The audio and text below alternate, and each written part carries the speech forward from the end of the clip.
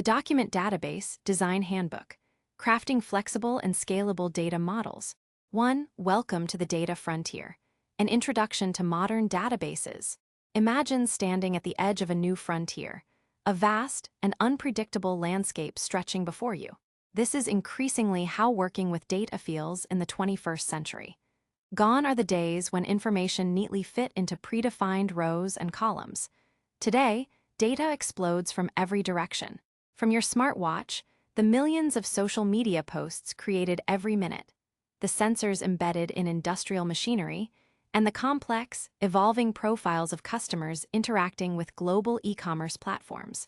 This isn't just more data, it's different data, unstructured, semi-structured, arriving at breakneck speed and demanding flexibility. For decades, the Relational Database Management System, or RDBMS, served as the bedrock of software development. With its meticulous tables, relationships defined by foreign keys, and ironclad schemas, it brought order to the chaos and ensured data integrity.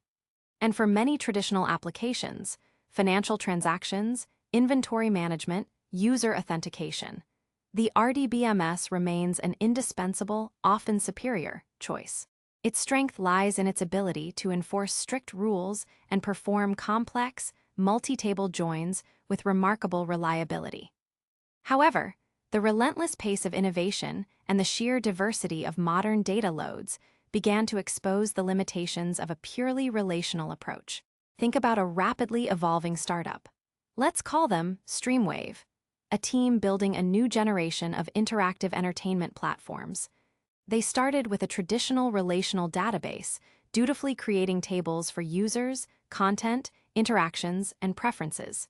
But as they refined their algorithms for personalized recommendations, added new types of interactive elements, and allowed users unprecedented customization, their schema started to creak under the strain.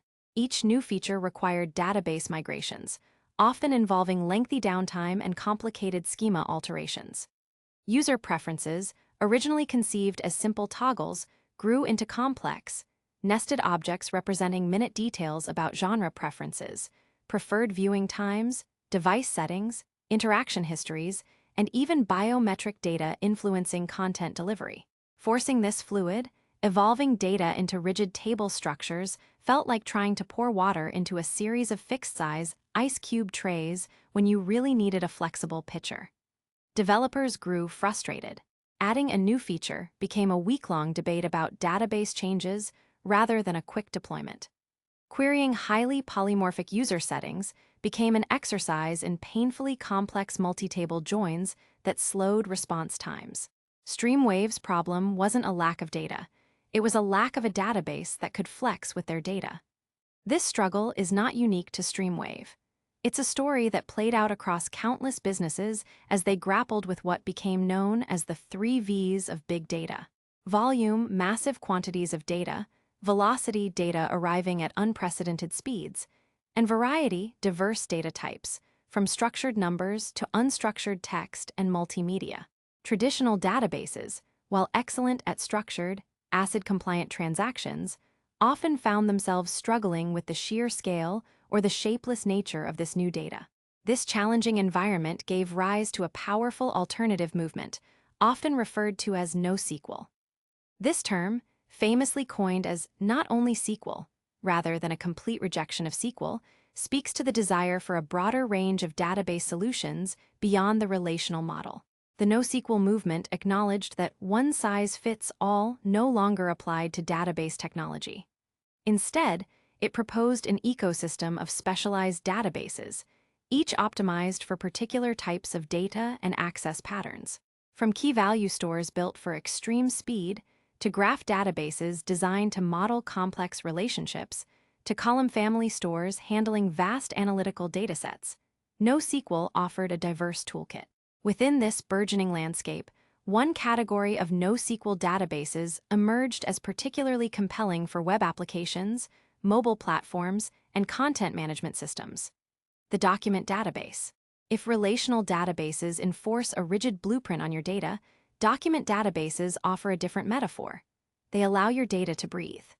They store information in flexible, semi-structured formats, often resembling the JSON, JavaScript object notation, documents ubiquitous in modern web development. This document-oriented approach often provides unmatched agility, allowing developers to evolve their data models rapidly without disruptive schema changes, precisely what Streamwave desperately needed. This book is your guide to mastering this powerful paradigm. It's designed for anyone who wants to understand not just what document databases are, but more importantly, how to think like a document database designer. Whether you're a seasoned developer looking to broaden your architectural horizons, a data engineer grappling with new challenges, or a student eager to understand the cutting edge of database technology, you will find practical insights and actionable strategies within these pages. We will deconstruct the core concepts, explore the fundamental design choices, and illustrate common patterns and pitfalls through real-world scenarios and illustrative examples. We'll delve into the nuances of defining relationships, optimizing performance, and scaling your designs for high demand. By the end of this journey, you won't just be able to use a document database. You'll have the foundational knowledge and the mindset to design and build resilient, flexible, and high-performing data solutions ready to tackle the ever-expanding data frontier. Let's begin. 2 Beyond Tables. Discovering the world of NoSQL. In the previous chapter, we touched upon the burgeoning data landscape and the challenges it posed to traditional relational databases. This led us to the emergence of NoSQL. But what exactly is NoSQL beyond its catchy name, and how does it fit into the broader spectrum of data management solutions? The term NoSQL is perhaps one of the most misunderstood in the database world.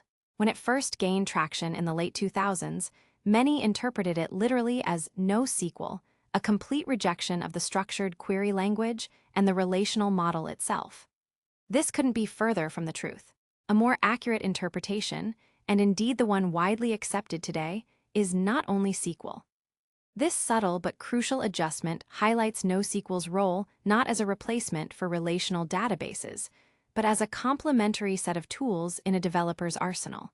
It acknowledges that while relational databases excel at specific tasks, they are not a universal panacea for all data storage challenges. The NoSQL movement blossomed because different applications have radically different needs. A system managing financial transactions requires atomicity, consistency, isolation, durability, guarantees above all else, ensuring that money is never lost or duplicated. A social media feed, however, prioritizes lightning-fast reads and writes, even if there's a slight delay or eventual consistency in updates across a globally distributed network. A complex recommendation engine needs to quickly traverse intricate relationships between users and items. Trying to force all these diverse requirements into a single relational mold often leads to compromises in performance, scalability, or development agility. Instead of a single technology, NoSQL represents a diverse collection of database technologies, each optimized for specific data models and access patterns. While there's some overlap and hybrid solutions exist, they generally fall into 4 main categories, sometimes referred to as the 4 pillars of NoSQL: key value, column family, graph, and document. Understanding these categories is crucial for appreciating the unique strengths of document databases within this diverse ecosystem. Key value databases: simple storage, blazing fast access.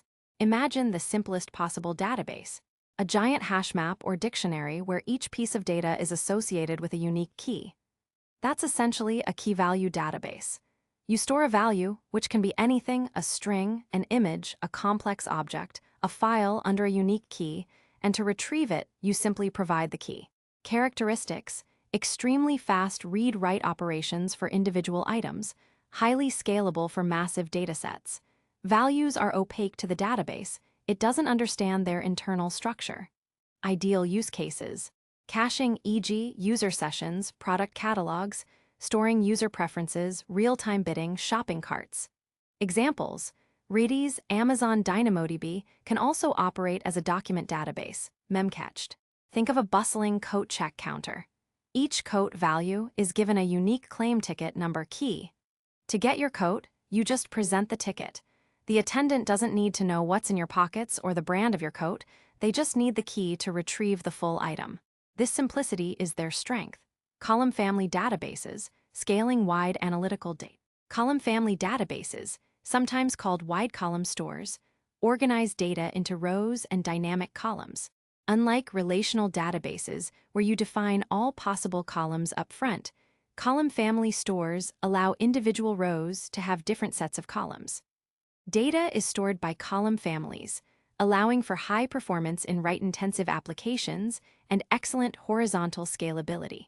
Characteristics: optimized for large analytical datasets, time series data, and applications with high write throughput. Excellent for systems that need to store vast amounts of sparse data where each row might have different attributes. Ideal use cases: sensor data, activity logging, web analytics, large-scale messaging systems, financial market data. Examples: Apache Cassandra, Apache HBase, Google Bigtable, influential in the design of many column stores. Imagine a medical research study tracking thousands of patients and collecting hundreds of different data points, but not all data points are collected for every patient. A relational table would have hundreds of sparsely populated columns. A column family store would simply store the columns that exist for each patient record, making it much more efficient for this kind of sparse matrix data. Graph databases, unlocking complex relationships. Graph databases are purpose-built to store and navigate relationships between data entities. Instead of tables, they use a data model based on nodes. Entities like people, places, things, and edges, relationships between those nodes. Both nodes and edges can have properties. This model is exceptionally powerful for scenarios where the relationships themselves are as important as the data. Characteristics: excels at handling complex, interconnected data where querying relationships, e.g., who knows whom, paths between objects, is paramount. Enables fast traversal of connections. Ideal use cases: social networks, recommendation engines, fraud detection, supply chain management, knowledge graphs. Examples: Neo4j, Amazon Neptune, ArangoDB also has document capabilities. Consider a social network. You are a node, your friends are nodes, and the friends with connection between you is an edge. Querying friends of friends. A two-hop query is incredibly efficient in a graph database, whereas it would require multiple self-joins in a relational database, becoming progressively slower with more hops. Document databases, flexible collections of rich data. And finally, we arrive at the star of our show: document databases. These databases store data in flexible, semi-structured formats called documents. As we briefly touched upon, these documents are often represented in JSON, JavaScript Object Notation, a human-readable format that stores data as attribute value pairs and arrays. Each document can have its own schema, meaning different documents within the same collection, analogous to a table in relational terms, can store different fields or the same fields with different types. Characteristics: high flexibility due to their schemaless or schema-on-read nature. Documents can embed nested structures and arrays naturally, closely mapping to object-oriented programming models. Good balance of flexibility, scalability, and query capabilities. Ideal use cases: content management systems, e-commerce platforms, user profiles and personalization, catalog management, mobile applications. Examples: MongoDB, Couchbase, Amazon DocumentDB, Firestore, ArangoDB. Imagine an e-commerce platform. A product could have a base set of attributes like name, price, and description, but a t-shirt might have sizes and colors, a laptop might have processor type and RAM, while a book might have author and ISBN. In a document database, each product's document can simply contain the attributes relevant to that specific product, nested directly within it, without requiring dozens of columns in a rigid table or complex join operations to combine data from different tables. When to choose NoSQL versus relational, a decision framework. With this landscape outlined, the perennial question arises: when should you choose a NoSQL database over a traditional relational one? There's no single answer, but here's a general framework. Relational databases, SQL, are typically best when data integrity and ACID compliance are paramount. Financial transactions, banking systems where strict consistency is non-negotiable. Data relationships are complex and well-defined. Data schemas are stable and unlikely to change frequently. Ad hoc querying and complex joins are common. Business intelligence, reporting tools where data exploration is key. Vertical scaling is sufficient. The data volume or throughput can be handled by scaling up a single server.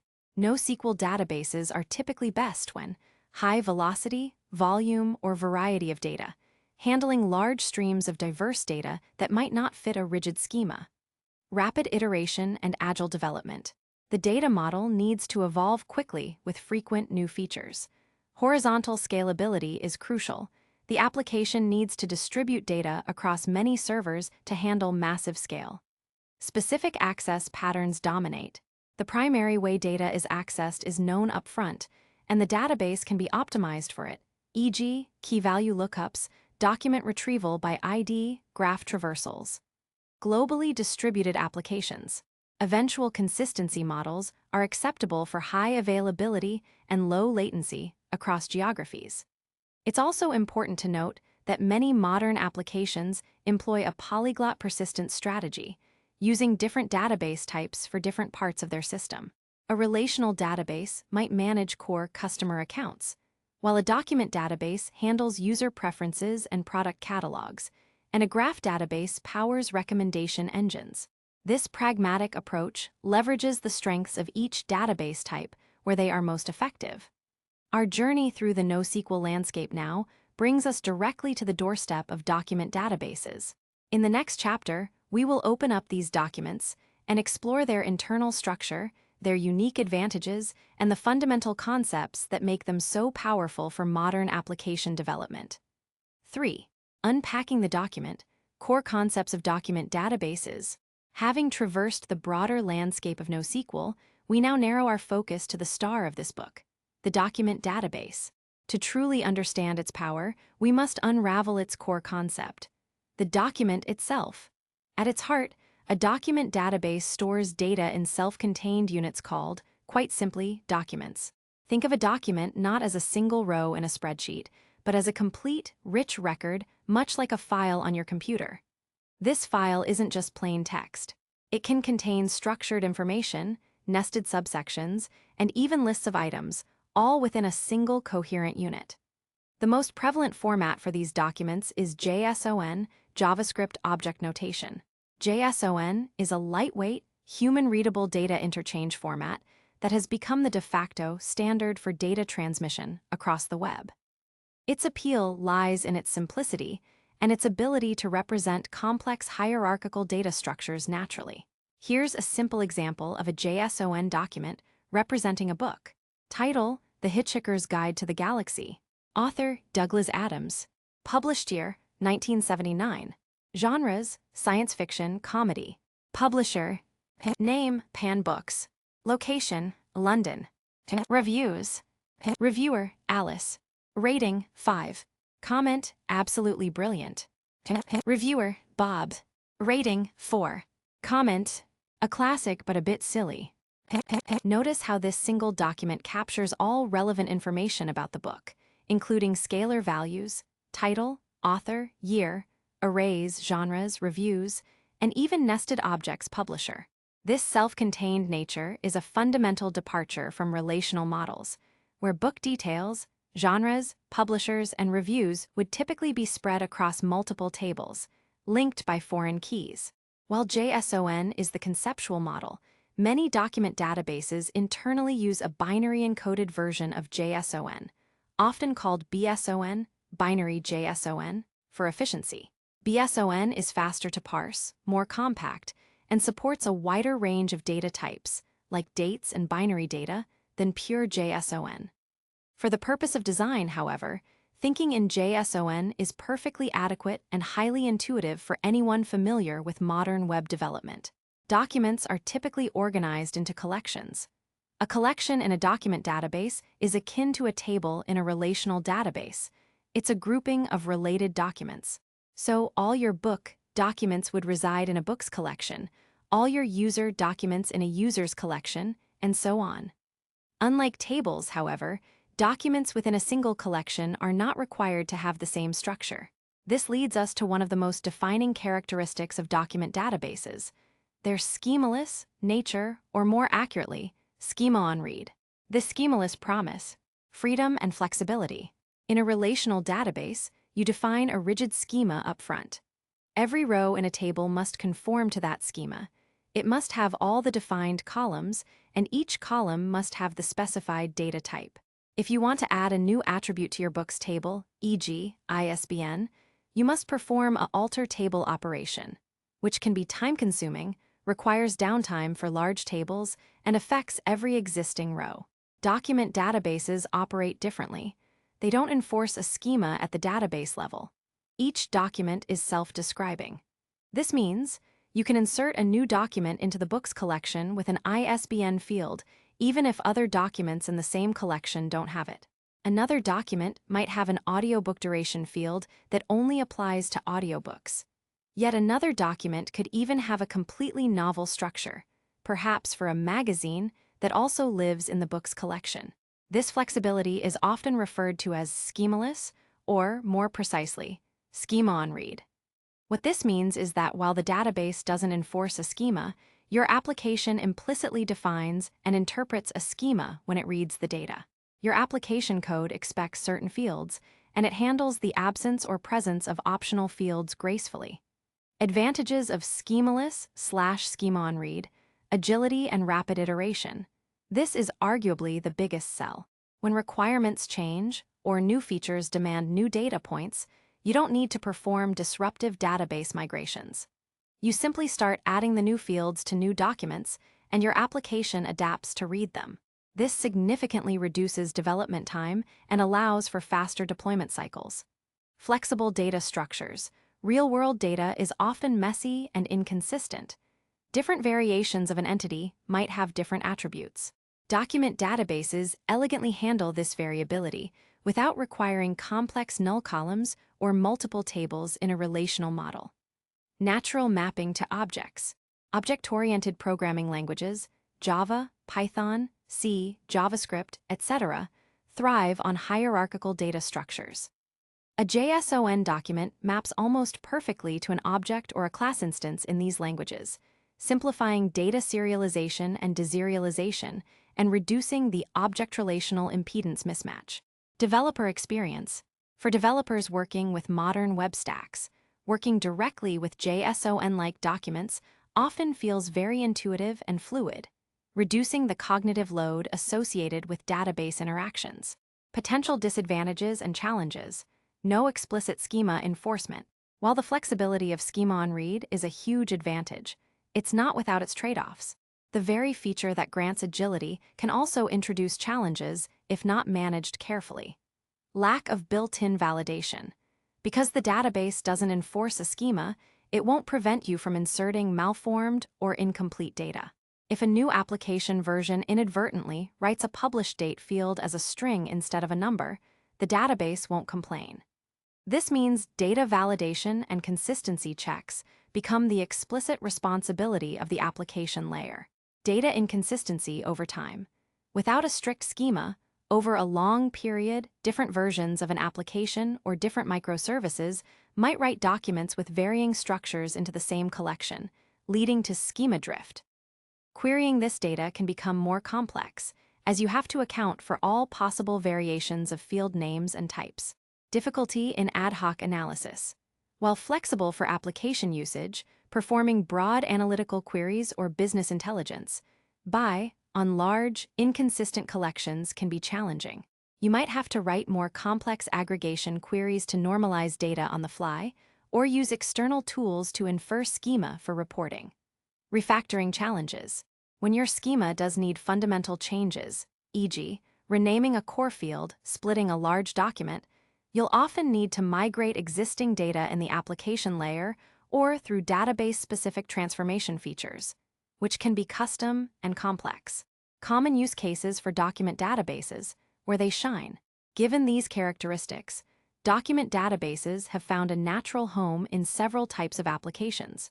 Content management systems, CMS, and blogging platforms. Articles, pages, comments, and user profiles can all be stored as flexible documents, easily accommodating new fields for different content types.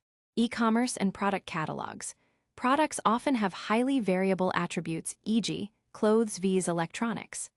Document databases excel at storing this polymorphic data, along with customer reviews, orders, and personalized user settings.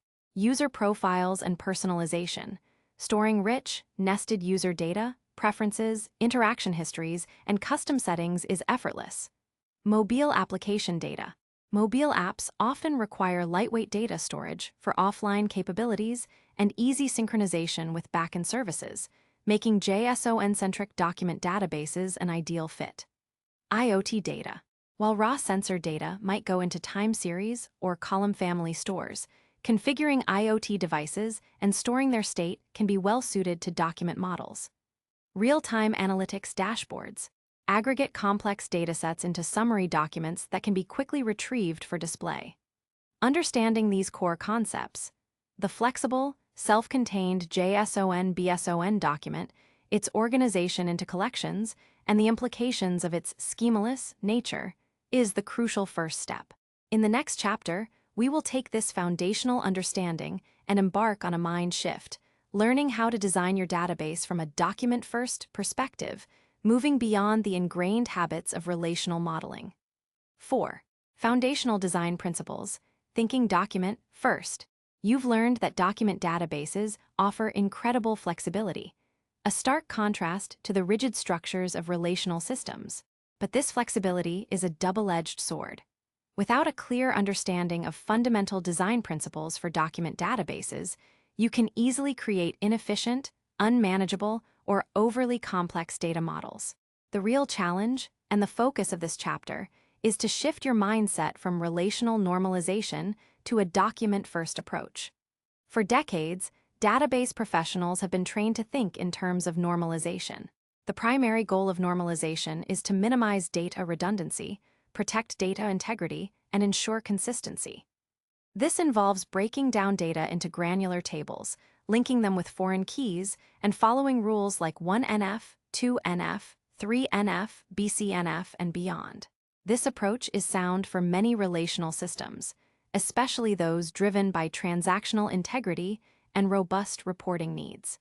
However, applying this relational thinking directly to a document database is akin to trying to fit a square peg into a round hole.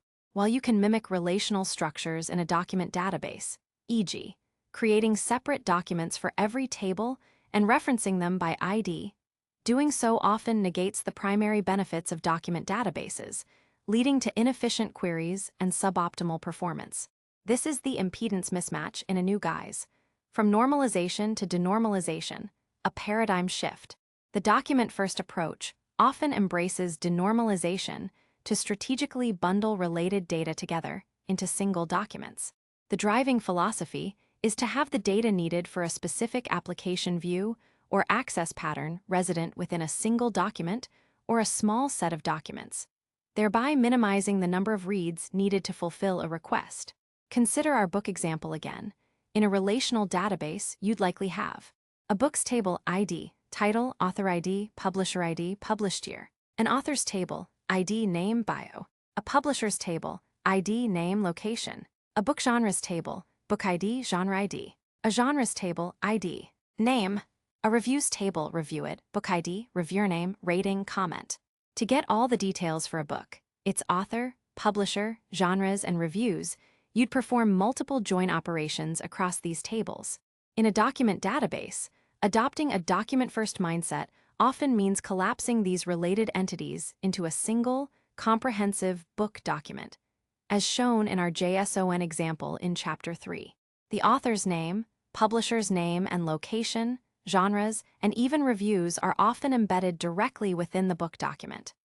This approach trades increased data redundancy, e.g., the publisher's name might be duplicated across many book documents, for significantly improved read performance and reduced query complexity. This shift in mindset is not about blindly denormalizing everything. It's about strategic denormalization guided by how your application will primarily access and use the data. The importance of understanding access patterns. This brings us to the most crucial foundational principle of document database design: the importance of understanding your application's access patterns.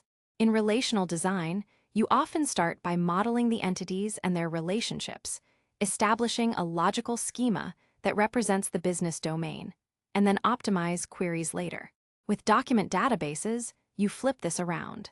You start by analyzing the queries your application will make and the views it needs to render.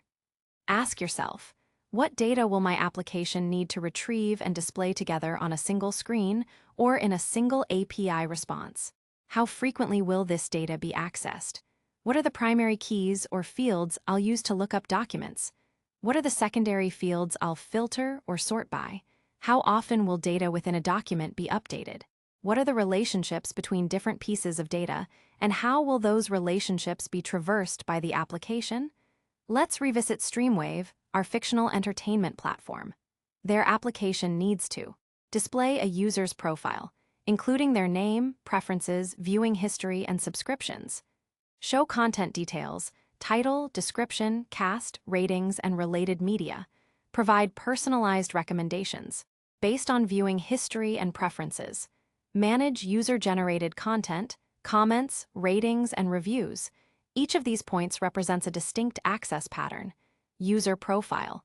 When a user logs in, the application needs all their profile details at once. This suggests that a single user document containing nested viewing history, preferences, and subscriptions, or at least references to them, would be highly efficient. Content details. Similarly, when a user clicks on a movie, all relevant details, title, cast, synopsis, ratings, etc., need to be fetched together. This points to a comprehensive content document. Recommendations. This might involve more complex relationships, possibly using a separate graph database or analytical processing to build recommendations. The result of the recommendation, however, might be a list of content ideas that the application then uses to fetch content documents. User-generated content. If comments are displayed directly below a movie, they might be embedded in the content document if the list of comments isn't excessively large. If comments are extensive or require full text search, they might be separate comment documents linked to a content document. Understanding these patterns dictates whether you choose to embed related data directly within a document or reference it from another document, which we'll explore in detail in Chapter 5. The goal is to minimize reads, reduce network round trips, and simplify application logic. Application-driven data modeling versus data-driven design. This focus on access patterns leads to another critical distinction: application-driven data modeling versus traditional data-driven design. Data-driven design, common in relational databases, starts by modeling the inherent relationships and structures of the data itself, often independent of how a specific application might use it. The database schema becomes a source of truth about the business domain's data structure, and applications adapt to it. Application-driven data modeling, prevalent in document databases, centers on the needs of the application. You design your documents to precisely fit the data structures that your application needs to retrieve and display efficiently. While you still model the underlying business entities, the primary driver for how you structure and denormalize data within documents is the application's read and write patterns. This doesn't mean ignoring data integrity or consistency. It means shifting the responsibility for some aspects of consistency from the database layer to the application layer. For example, if a publisher's name changes, and that name is embedded in thousands of book documents, the application must be designed to update all those embedded instances or tolerate eventual consistency if a small delay is acceptable. This trade-off is often worthwhile for the gains in performance and flexibility. Iterative design, embracing flexibility. Finally, remember that the schemaless nature of document databases encourages an iterative design process. Your initial design doesn't have to be perfect.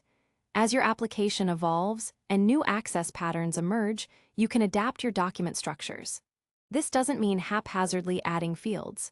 Rather, it means designing with an understanding that the model is dynamic and adaptable. You might start by embedding all reviews directly into a product document. If your product suddenly gets millions of reviews, making the product document excessively large and slow to update, you might later decide to move reviews into a separate reviews collection and reference them.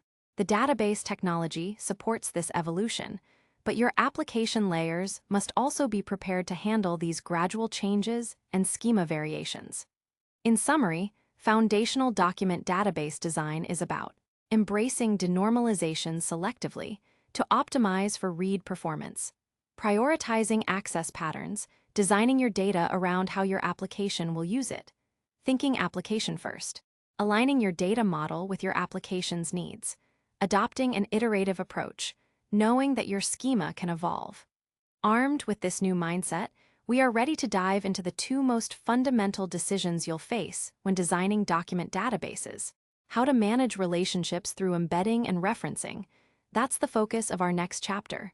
5. Choosing your path, embedding versus referencing explained. With a document-first mindset firmly in place, the most critical decision in designing a document database often comes down to this: how do you represent relationships between different pieces of data? Unlike relational databases that use foreign keys to explicitly link tables, document databases offer two primary strategies: embedding and referencing. The choice between these two approaches significantly impacts performance, scalability, and the complexity of your application code. It's rare for an application to operate on isolated, unrelated documents. Even our book example, while self-contained, implicitly relates to author and publisher information. Understanding how to manage these relationships effectively is the cornerstone of good document database design. Embedding, keeping related data together. Embedding is the strategy of storing related data directly within a single document. This means that a child document, or an array of child documents, is physically contained within its parent document. Let's revisit our book example. Instead of separate reviews documents, we embedded the reviews array directly within the book document. Id. Book 123. Title: The Hitchhiker's Guide to the Galaxy. Author: Douglas Adams. Published year: 1979. Genres: science fiction, comedy. Publisher: name, Pan Books. Location: London. Reviews: reviewer, Alice. Rating: 5. Comment: absolutely brilliant. Reviewer: Bob. Rating: 4. Comment: a classic but a bit silly. / more reviews. Here, the reviews are part of the book document itself. When you fetch the Book 123 document, you get all its reviews in a single read operation. Advantages of embedding: single read operation, data locality, the biggest performance benefit. All the data you need for a common access pattern, e.g., displaying a book with its reviews, is retrieved in one go. This reduces network round trips to the database, which is crucial for low-latency applications. It translates directly to fewer, faster database calls from your application. Simplified application logic: there's no need to perform joins or multiple lookups in your application code. Once you have the parent document, all its embedded related data is immediately available. Atomicity for single documents: most document databases support atomic operations on a single document. This means if you update a field within an embedded subdocument or an array element, the entire document is modified atomically. This helps ensure data consistency within that single document. No join tax. Unlike relational databases where joins can be CPU-intensive operations, especially over large datasets, embedding eliminates the need for joins. Disadvantages of embedding: document bloat. If the embedded array or subdocument grows excessively large, e.g., millions of reviews for a single book, the parent document can become enormous. Large documents consume more memory, are slower to transfer over the network, and can impact database performance for reads and writes. Update anomalies redundancy, if not managed. If embedded data needs to be duplicated across multiple documents, e.g., the publisher's address changes, and it's embedded in thousands of book documents, updating it requires modifying every single document where it's embedded. This can be complex to manage and can lead to inconsistencies if an update fails midway. Increased write contention. If hundreds of users are simultaneously trying to add reviews to the same book document, this can lead to write contention, where the database has to lock the entire document for each write, potentially slowing down operations. Limited querying of embedded data. While you can query properties within embedded documents, you typically cannot query across separate embedded instances as easily as you could with top-level collections. For instance, finding all reviews by Alice across all books would be less efficient if reviews are only embedded within books. Collection scan issues. If you need to filter or sort by fields within deeply nested or large embedded arrays, the database might need to scan larger portions of the document, or it might struggle to index those fields efficiently depending on the database system. Referencing, linking related documents. Referencing is the strategy where you store relationships by including unique identifiers, IDs, from one document in another. This is conceptually similar to foreign keys in relational databases, but without the strict referential integrity constraints enforced at the database level. Using our book and review example, if we chose to reference reviews, they would live in their own collection, and the book document would only store the IDs of its reviews, or the review document would store the ID of the book it refers to. Option A, book contains a list of review IDs, less common for many-to-many. In Books collection, id. Book 123. Title, The Hitchhiker's Guide to the Galaxy. Review IDs, Review 456, Review 789, Review ABC. In Reviews collection, id. Review 456. Book id. Book 123. Reviewer, Alice. Rating, 5. Comment, absolutely brilliant.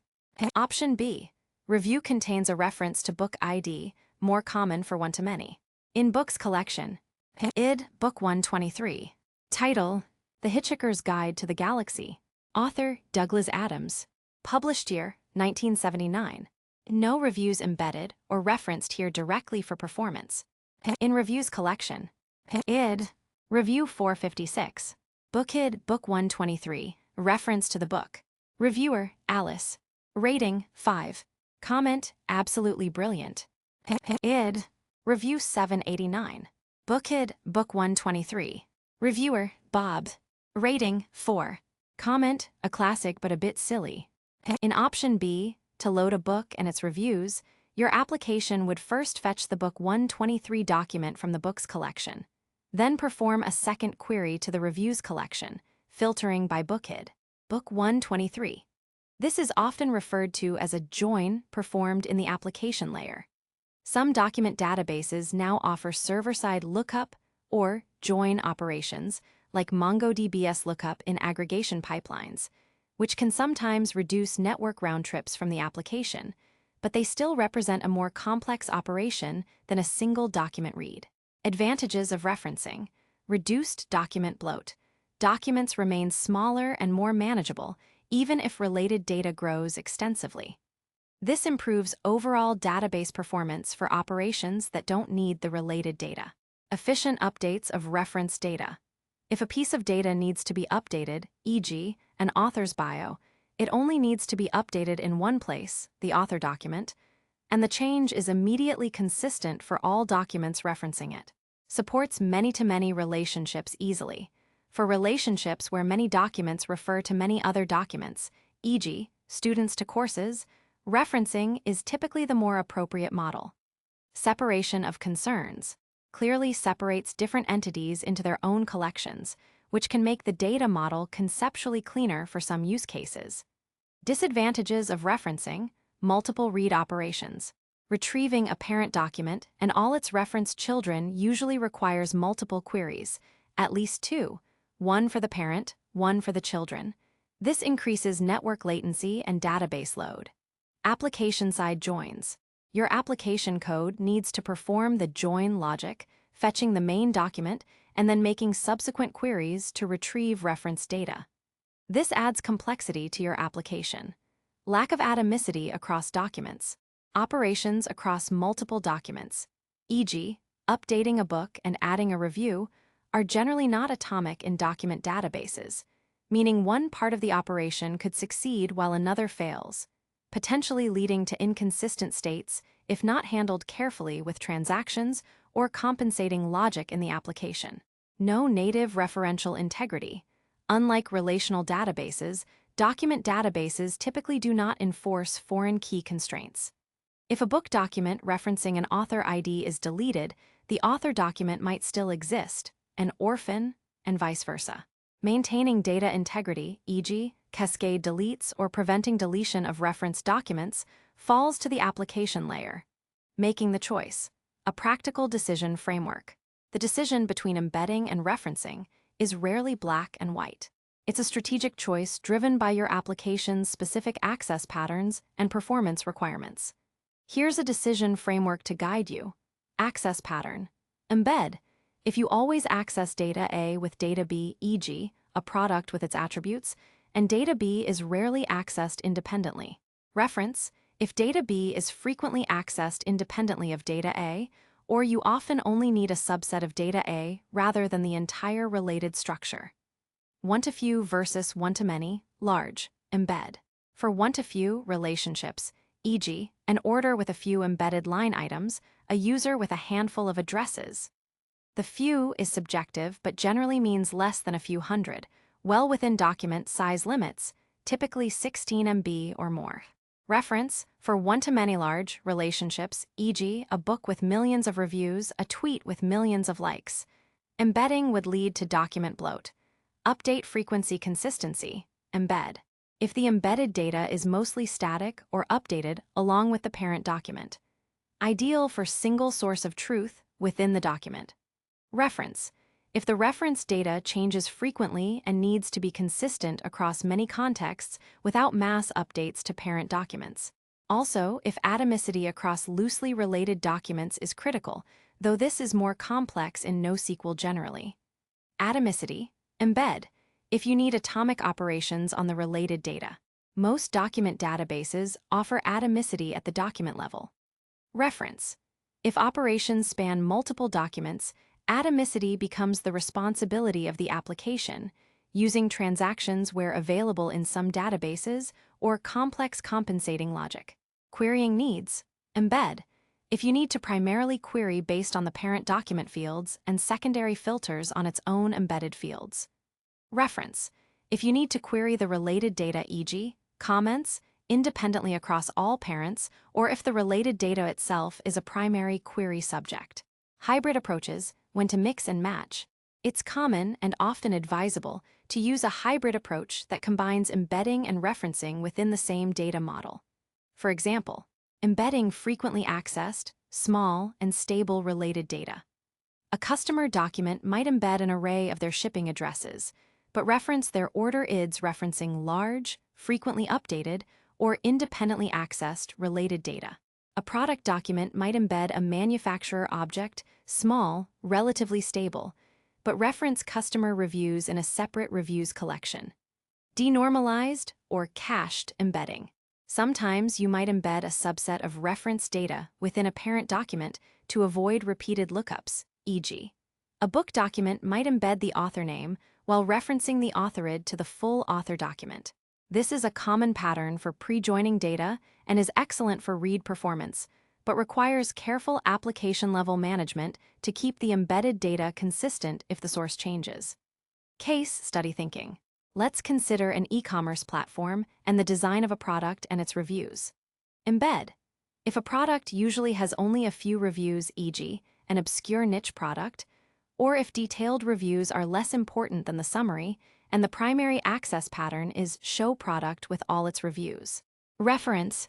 If a product can have thousands or millions of reviews, e.g., a popular gadget on Amazon, or if reviews are displayed on a separate page, or if you need to query reviews globally, e.g., all 5-star reviews across the site.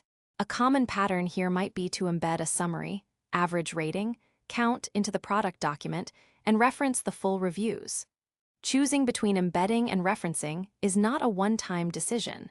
It's an ongoing process as your application evolves. It requires careful consideration of access patterns, expected data growth, and consistency requirements. Mastering this balance is key to unlocking the true power and performance of document databases. In the next chapter, we will build upon these fundamental concepts to explore more practical design patterns for structuring your documents. 6. Structuring your documents. Practical design patterns.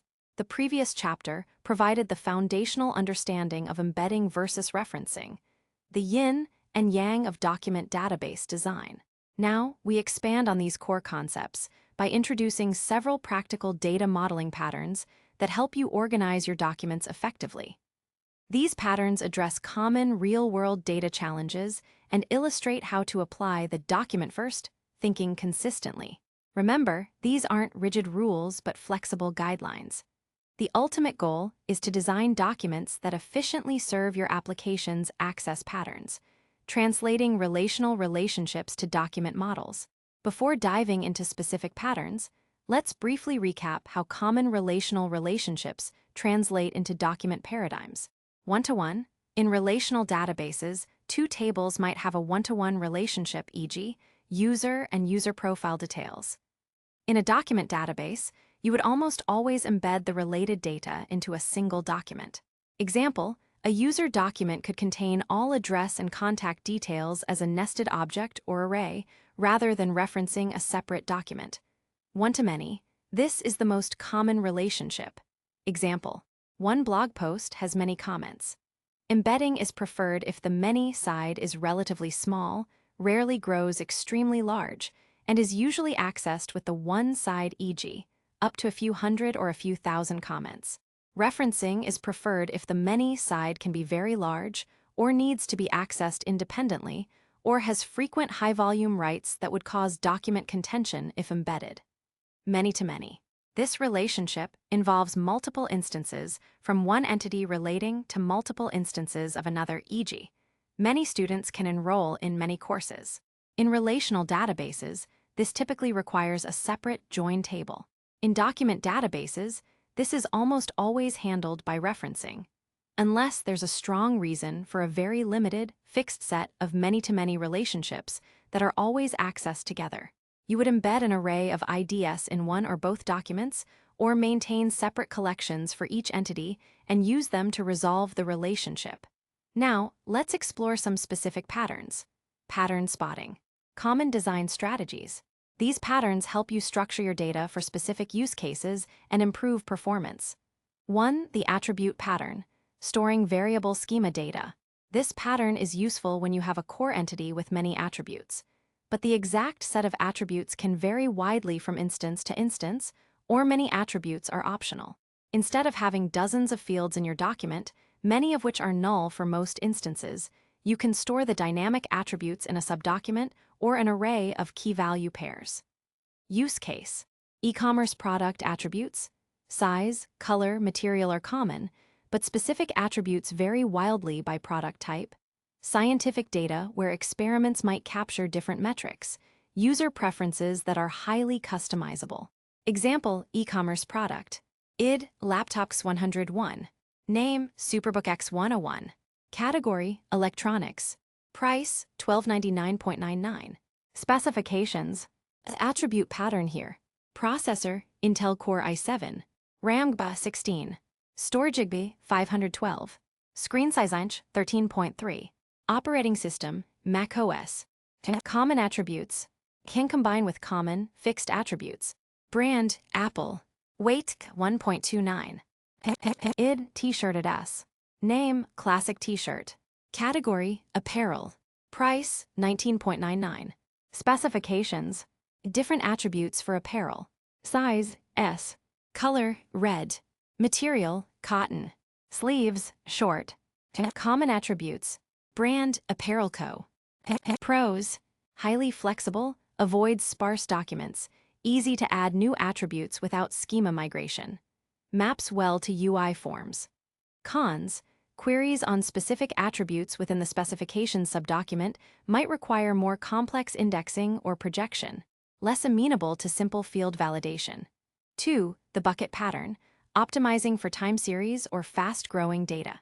When you have a continuous stream of data points, like sensor readings, log entries, or events, that arrive frequently for a specific entity, Storing each individual point as a separate document can lead to an enormous number of documents and potentially high overhead for range queries. The bucket pattern groups these individual data points into buckets, documents that represent a specific time period, e.g., an hour, a day, a month. Use case: IoT sensor data, user activity logs, stock market ticks, weather station readings. Example sensor readings. Instead of id, temp sensor 0012023 to 10 to 26 T1001Z, value 22.5, timestamp, id, temp sensor 0012023 to 10 to 26 T1002Z, value 22.6, timestamp. Hundreds of documents per minute. Use the bucket pattern. Id, sensor 001203 to 10 to 2610, primary key for sensor and hour. Sensor id, temp sensor 001. Date, 2023 to 10 to 26. Hour, 10. Readings, timestamp, 2023 to 10 to 26 T1001Z. Value, 22.5. Timestamp, 2023 to 10 to 26 T1002Z. Value, 22.6. Timestamp, 2023 to 10 to 26 T1003Z. Value, 22.3. Up to X readings for this hour, limited by document size. Summary, optional, pre-calculated aggregates for the bucket. Min, 21.9. Max, 23.1. AVG, 22.7. Count, 3601 reading per second for an hour. Pros, reduces the number of documents, excellent for range queries, e.g., all readings for October 26th. Improves write performance by appending to existing documents, easy to calculate aggregates per bucket. Cons, requires careful sizing of buckets to avoid document bloat for very active sensors. Updating individual readings can be slow if the array is frequently modified in the middle. 3. The subset pattern. Handling large arrays and projections. When you have a one-to-many relationship where the many side can be extremely large, but you often only need a subset of that many, for display, the subset pattern can be useful. It involves embedding a small, frequently accessed subset of the related data, while referencing the full, potentially vast collection of related data. Use case: blog posts with thousands of comments. You might only display the latest 10 or most popular 5. E-commerce products with many reviews only show average rating and a few featured reviews. Example, blog post with comments. Id, post 123. Title, My Awesome Blog Post. Author, Jane Doe. Published, 2023 to 10 to 26. Total comments, 1245. Latest comments, subset pattern. Commented, C992, author, UserX text, great article, timestamp. A commented, C993, author, UserY text, very insightful, timestamp. And a separate comments collection for all comments. Id, C992, posted. Post 123, author, UserX text, great article, timestamp. Pros, fast retrieval of critical information, total comments, latest comments, without needing another query. Reduces document bloat for the most frequently accessed data. Cons, requires additional application logic to keep the subset consistent with the full dataset, e.g., updating latest comments upon a new comment being added. This introduces redundancy that must be managed. 4. The extended reference pattern, pre-joining for efficiency.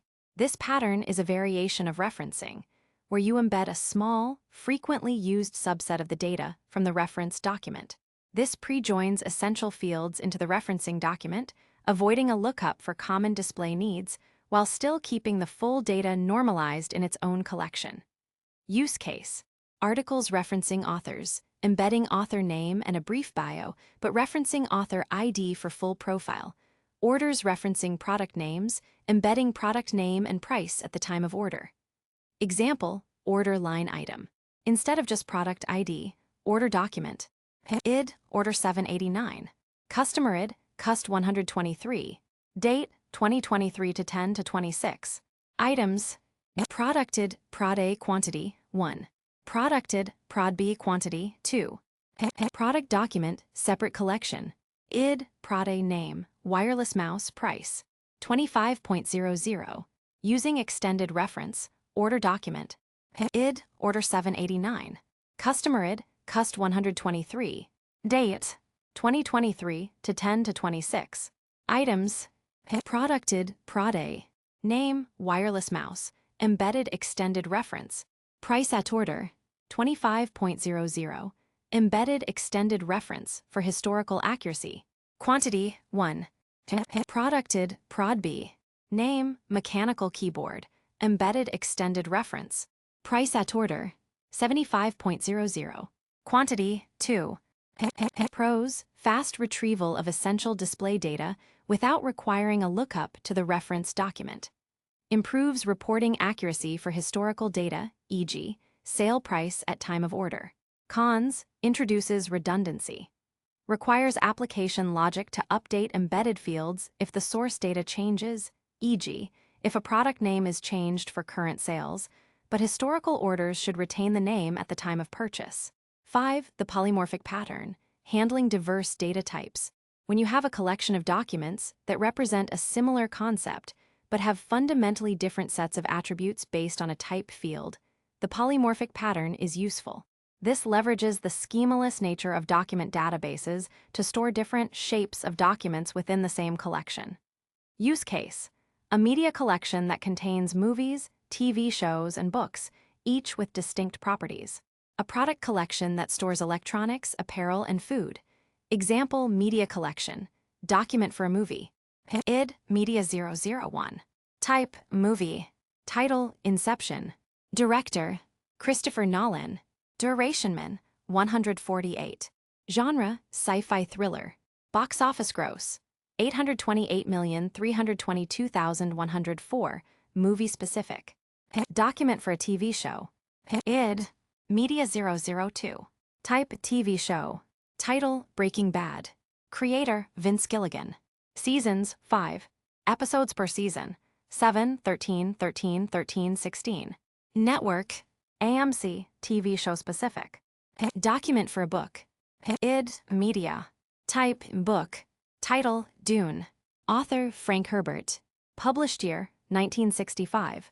ISBN, 978 to 441,172,719. Book specific.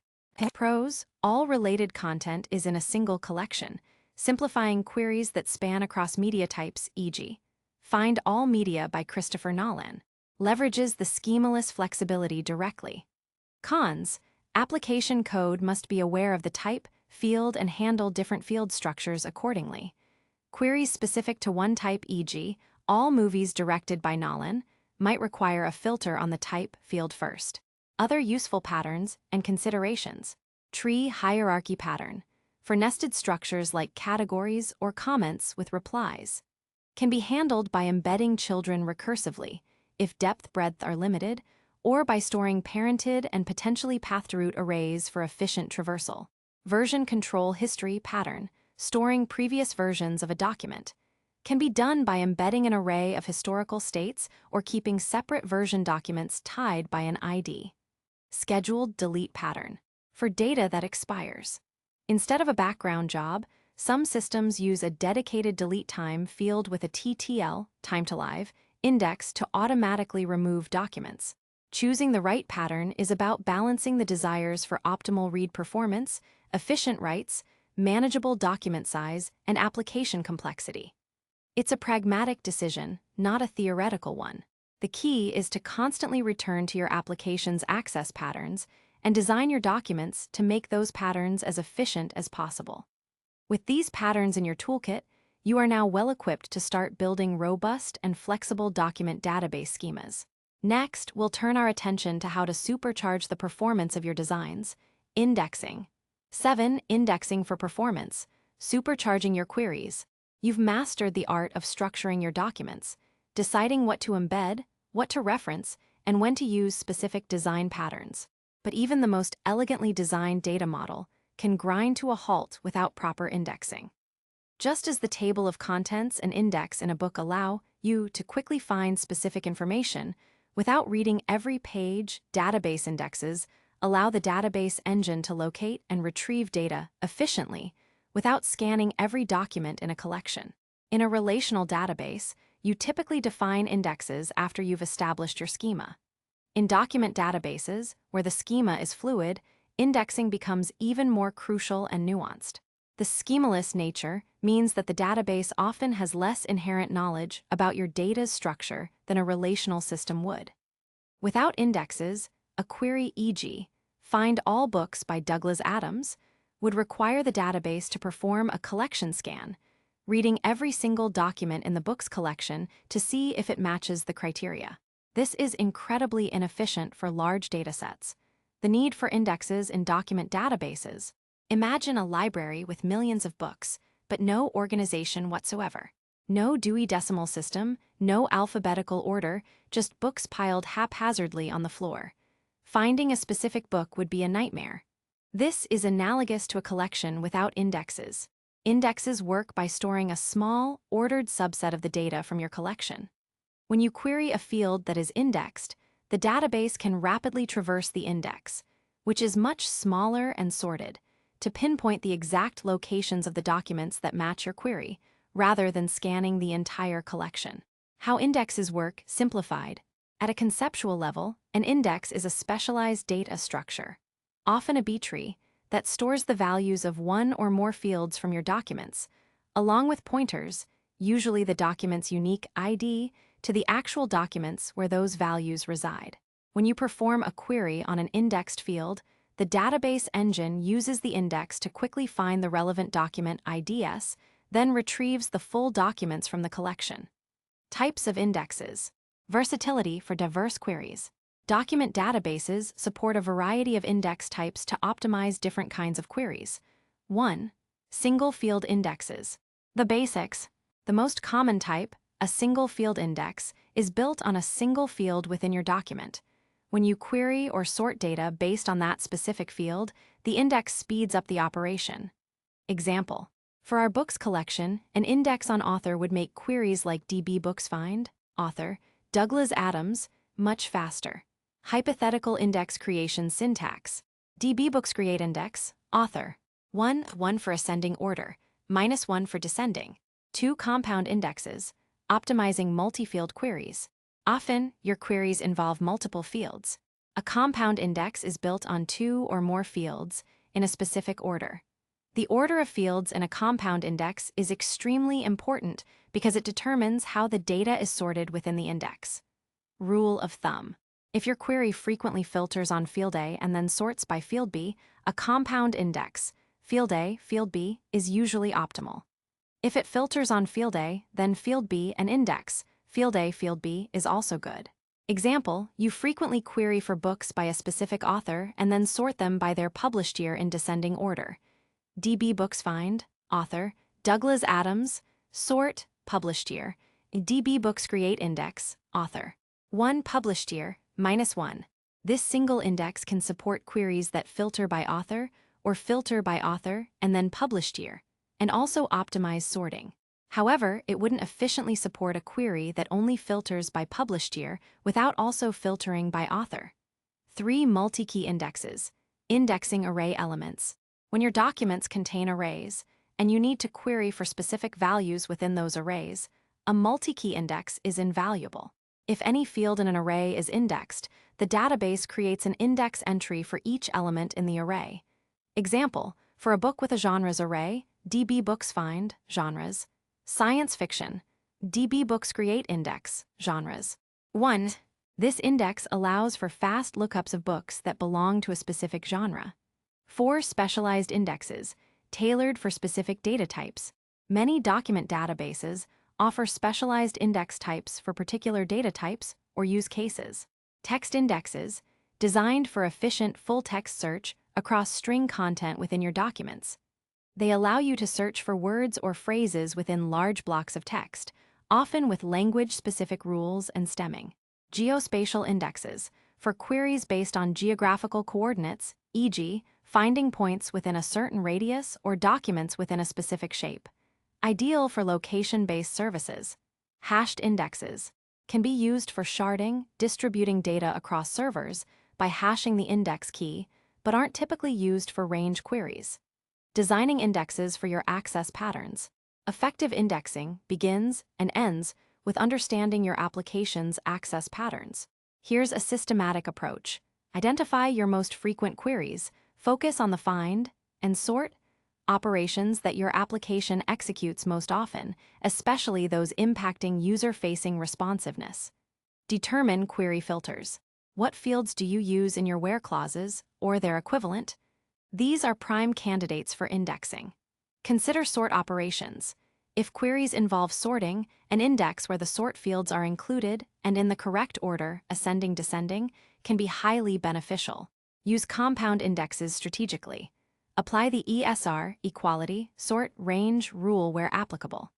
Place fields used for equality matches first, followed by fields for sorting, and then fields for range queries.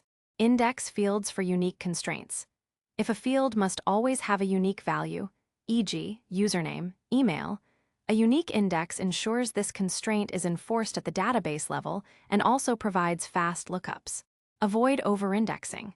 While indexes speed up reads, they slow down writes.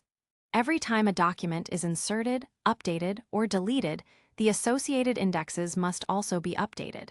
Too many indexes can lead to significant write performance degradation and increased storage overhead. Create only the indexes you truly need. Monitor and analyze query performance. Most document databases provide tools, like Explain, in MongoDB, to show how your queries are being executed. Are they using the indexes you created? Are they performing dreaded collection scans? This analysis is crucial for iterative optimization. Indexing best practices and common pitfalls. Index selectivity. Indexes are most effective on fields with high cardinality, many distinct values. Indexing a field with only 2 possible values, e.g., is active. True-false might not offer significant benefits, as the database might still find it faster to scan the few documents rather than traverse the index. Embedded document indexes. You can index fields within embedded documents, e.g., dbBooksCreateIndex. Publisher.name. 1. Array indexes. If your queries frequently target specific elements within arrays like genres or tags, ensure you have multi-key indexes. Write performance impact. Be mindful that many indexes will slow down insert, update, and delete operations. Find a balance between read and write performance based on your application's workload. Covered queries. A covered query is one where all the fields in the query, including the filtered fields and the projected fields, are contained within the index itself. The database doesn't even need to look at the actual documents, making these queries exceptionally fast. Design indexes to cover your most critical read operations where possible. Index size. Indexes consume disk space and RAM. Large indexes can impact memory usage and startup times. When not to index, don't index volatile fields that change constantly or fields that are rarely queried. Small collections might not benefit much from indexing, as a collection scan might be faster than traversing an index.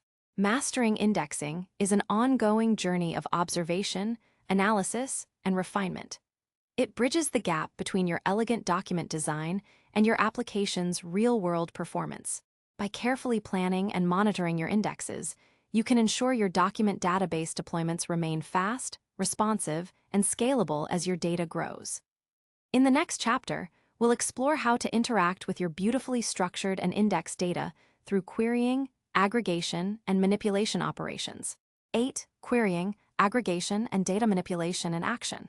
Now that we've set up a solid theoretical foundation for document database design and understood the critical role of indexing, it's time to get practical. This chapter focuses on the fundamental operations you'll perform most often, interacting with your data. We'll cover the core CRUD, create, read, update, delete operations, and then dive into the powerful world of aggregation pipelines, which allow for complex data transformation and analysis. While the exact syntax for these operations varies slightly between different document database systems, e.g., MongoDB, Couchbase, Amazon DocumentDB, Cassandra with JSON functions, the underlying concepts and functionalities are remarkably similar. We'll present these concepts in a generalized way, emphasizing the common patterns and best practices. Basic CRUD operations. the foundation of interaction. These 4 operations form the bedrock of almost all database interactions. 1. Creating documents. Insert. Adding new data to your collection is straightforward. You typically provide a JSON object or its BSON equivalent that represents the new document. The database assigns a unique identifier, id, if you don't provide one. Concept. Provide a document or an array of documents to a collection for storage. Best practice. Ensure your application provides essential fields for new documents. While schemaless, having a consistent set of core fields for common queries is vital. Example, conceptual, db.movies.insert. Title, Inception. Director, Christopher Nolan. Year, 2010. Genres, sci-fi thriller. Cast, actor, Leonardo DiCaprio, role, Cobb. Actor, Elliot Page, role, Ariadne. 2. Reading documents, query find. Retrieving documents is where much of the power of document databases lies, especially when combined with efficient indexing. You query documents by providing selection criteria, which resemble JSON objects, and can specify projection, which fields to return, and sorting. Concept. Specify criteria to find documents matching certain conditions. Best practice. Use indexes. Always index fields frequently used in query criteria, where clauses, and sort operations. Project only what you need. Fetching only necessary fields reduces network traffic and memory consumption. Limit results. For large result sets, use limit to fetch only a reasonable number of documents at a time, especially for paginated displays. Filter early, filter often. Push down as much filtering as possible to the database layer to reduce data transferred and processed by your application. Examples, conceptual. Find all movies by Christopher Nolan. dbMovies find, director, Christopher Nolan. Find movies in the sci-fi genre but only return title and director. dbMovies find, genres, sci-fi, title, 1, director. 1. Find movies from 2010 onwards, sorted by title, dbMovies find, year, GTE, 2010, sort, title, 1. Find movies where Leo DiCaprio was cast. Requires an index on cast actor for efficiency. dbMovies find, cast actor, Leonardo DiCaprio. 3. Updating documents. Update. Modifying existing documents can range from simple field changes to complex array manipulations. Document databases provide powerful update operators that allow precise modifications without having to retrieve the entire document, modify it in memory, and then resave it. Concept. Locate documents based on criteria and apply modifications using update operators. Best practice. Use atomic operators. Utilize operators like set to set field value, inc increment, push add to array, pull remove from array, rename field, etc. These operators ensure atomic updates to parts of a document, minimizing the risk of race conditions compared to read-modify-write cycles. Update an index is a write. Remember that updating a field which is part of an index incurs an additional write penalty on that index. Examples, conceptual, update the year of inception, dbMovies update, title, inception, set, year. 2011, add a new genre to inception, dbMovies update, title, inception, push, genres, psychological thriller. Increment a view count field, dbMovies update, ID. Movie 123, inc, view count, 1. 4. Deleting documents. Delete. Removing documents from a collection is also simple, similar to querying. You provide criteria to select which documents to remove. Concept. Specify criteria to remove documents. Best practice. Be extremely cautious with delete operations, especially without specific criteria. Always double-check your criteria before executing. Example, conceptual. Delete the movie that never was. db.movies.delete. Title, movie that never was. Delete all movies directed by U-Bowl. db.movies.delete. Director, U-Bowl.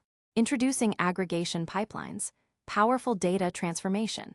While CRUD operations handle individual document interactions, aggregation pipelines are the workhorses for more complex data processing, analysis, and reporting. Think of them as a series of stages, where each stage takes a stream of documents as input, performs an operation, and then passes the modified stream of documents to the next stage. This sequential processing model is incredibly powerful and flexible. Each stage in an aggregation pipeline performs a specific data transformation. Common stages include match. Filters the documents to pass only the documents that match the specified ID or query condition to the next pipeline stage. It acts like a where clause. Project. Reshapes each document in the stream by including, excluding, or renaming fields, or by creating new fields based on expressions. Similar to select in SQL but more flexible. Group. Groups documents by a specified ID field and processes the data for each group using various accumulator expressions, e.g., sum, avg, min, max. This is analogous to group by in SQL.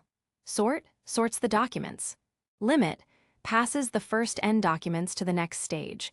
Unwind deconstructs an array field from the input documents to output a document for each element. This effectively flattens arrays, making their elements queryable as individual documents. Lookup performs a left outer join to an unsharded collection in the same database to filter in documents from the joined collection for processing. This allows you to perform basic joins across collections. Practical aggregation examples, reporting and analytics. Let's illustrate with an example using our movies collection, perhaps adding a ratings array. ID, Movie 123. Title, Inception. Director, Christopher Nolan. Year, 2010. Genres, sci-fi, thriller. Ratings, 453455435. User ratings out of 5. Example 1. Calculate the average rating for each movie. Unwind the ratings array to get a separate document for each rating. Group by ID, movie ID, and calculate the average of the ratings. Project to reshape the output. DB move as aggregate. Unwind. Ratings deconstructs the ratings array. Group. ID, group by movie ID. Title, first. Title, get the movie title. Average rating, AVG. Ratings, calculate average. Sort average rating. -1, sort by highest average rating. Example 2. Find the top 3 directors by number of movies released after 2000.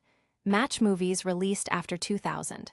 Group by director and count the number of movies for each. Sort by the count in descending order. Limit to the top 3 results. DB move as aggregate.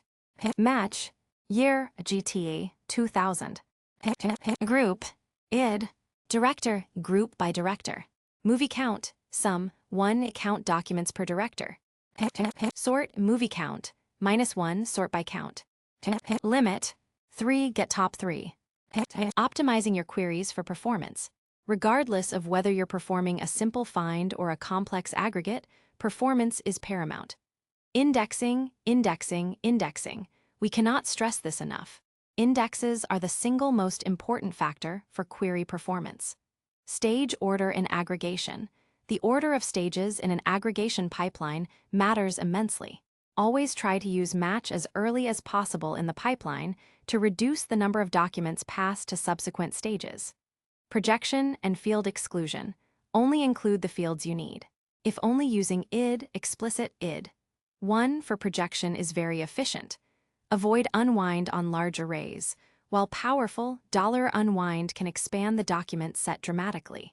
If you have a document with an array of 1,000 elements, unwind will create 1,000 documents. Use it judiciously. Leverage database-specific features. Most document databases have their own set of optimized operators and features, e.g., text search engines, geospatial operators, specific sharding keys, that can significantly boost performance for particular query types. Understanding how to efficiently query and manipulate your document data is crucial for building responsive and data-driven applications. With a grasp of CRUD operations and the flexibility of aggregation pipelines, you're well on your way to mastering interactions with your document database. In the next chapter, we'll elevate our discussion to the architecture level, exploring how document databases are designed to scale horizontally across numerous systems. 9. Designing for scale. Sharding, replication, and distributed systems. One of the most compelling reasons organizations turn to NoSQL databases, and document databases in particular, is their inherent ability to scale horizontally. as applications grow in popularity and data volumes explode. Extending the capacity of a single server, vertical scaling, quickly hits both physical and economic limits. Horizontal scaling, distributing data and workload across a cluster of commodity servers, offers a seemingly limitless path to growth. This chapter delves into the core techniques that enable this: replication for high availability and read scaling, and sharding for horizontal write and storage scaling. Scaling beyond a single server, the need for distribution. Imagine our Streamwave example again.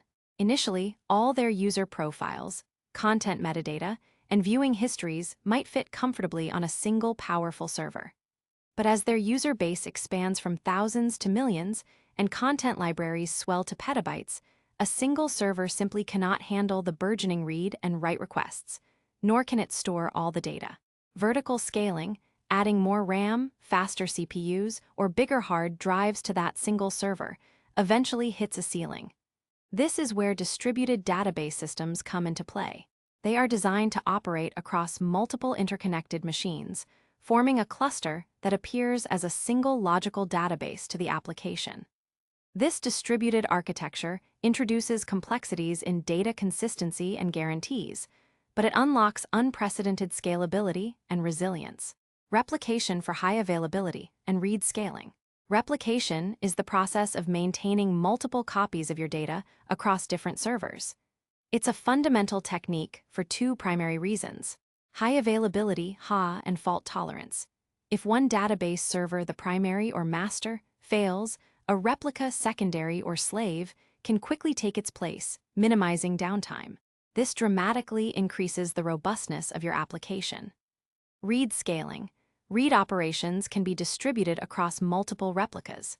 Instead of all read requests hitting a single primary server, they can be spread across one or more secondary servers, significantly increasing the read throughput your database can handle. Most document databases implement replication using a replica set configuration. In a typical replica set, one server is designated as the primary or master. All write operations, inserts, updates, deletes, must go to the primary. One or more servers are designated as secondaries or replicas or slaves. They asynchronously apply the changes, the oplog or transaction log, from the primary to keep their data copies synchronized. The secondaries can typically serve read operations. If the primary fails, one of the secondaries is automatically elected as the new primary, a process known as failover. The implications for data modeling are not direct, but it's important to understand how replication affects your application's consistency. Consistency models: eventual consistency versus strong consistency. In a distributed system with replication, a crucial concept is the consistency model. This defines when and how a client, your application, can see the latest written data across all replicas. Strong consistency.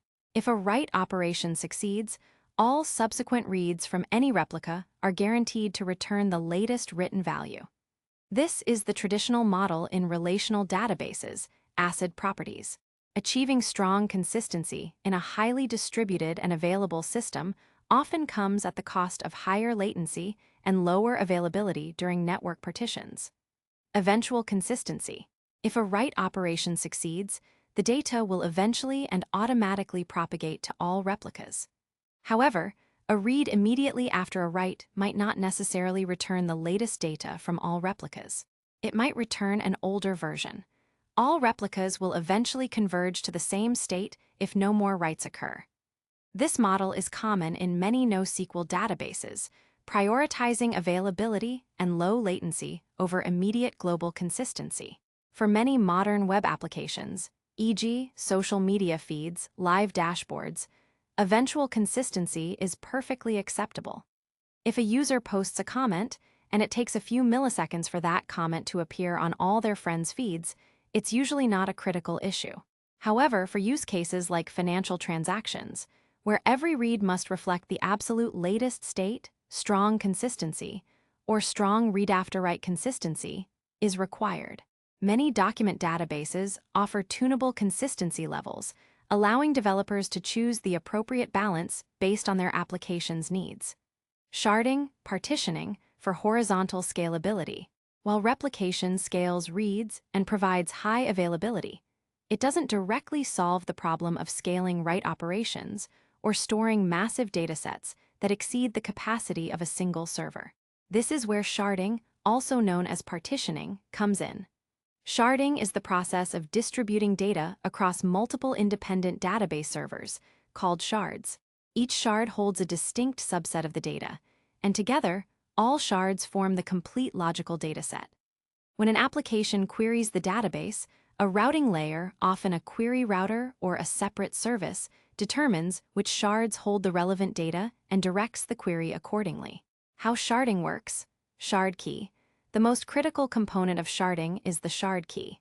This is one or more fields within your documents that the database uses to determine which shard a document belongs to. Choosing a good shard key is paramount to efficient sharding. Balancing data and workload. The goal of sharding is to distribute data and workload as evenly as possible across all shards. Horizontal scalability. As your data grows or your write throughput increases, you can add more shards to the cluster. This allows for near-linear scalability for both storage and write operations. Choosing an effective shard key. The most important design decision. Selecting the right shard key has profound implications for your application's performance and scalability. A poorly chosen shard key can lead to hotspots, where one shard becomes overloaded, or inefficient queries. Considerations for selecting a shard key. Cardinality. The shard key should have a high number of distinct values to ensure data can be distributed across many shards. Frequency of access. The shard key should be included in most of your applications, queries to ensure queries are directed efficiently to the correct shard. Querying on a field that is not part of the shard key will likely result in a scattergather query, where the router has to query all shards and then combine the results, negating much of the benefit of sharding. Write distribution. The shard key should ensure that write operations are evenly distributed across shards to avoid hotspots, single shards that become bottlenecks due to disproportionately high write volumes. For instance, using timestamp as a monotonically increasing shard key means all new writes go to the same shard, creating a bottleneck. Range queries. If you frequently perform range queries, e.g., all users in a specific city, a shard key that allows for efficient range-based partitioning can be beneficial.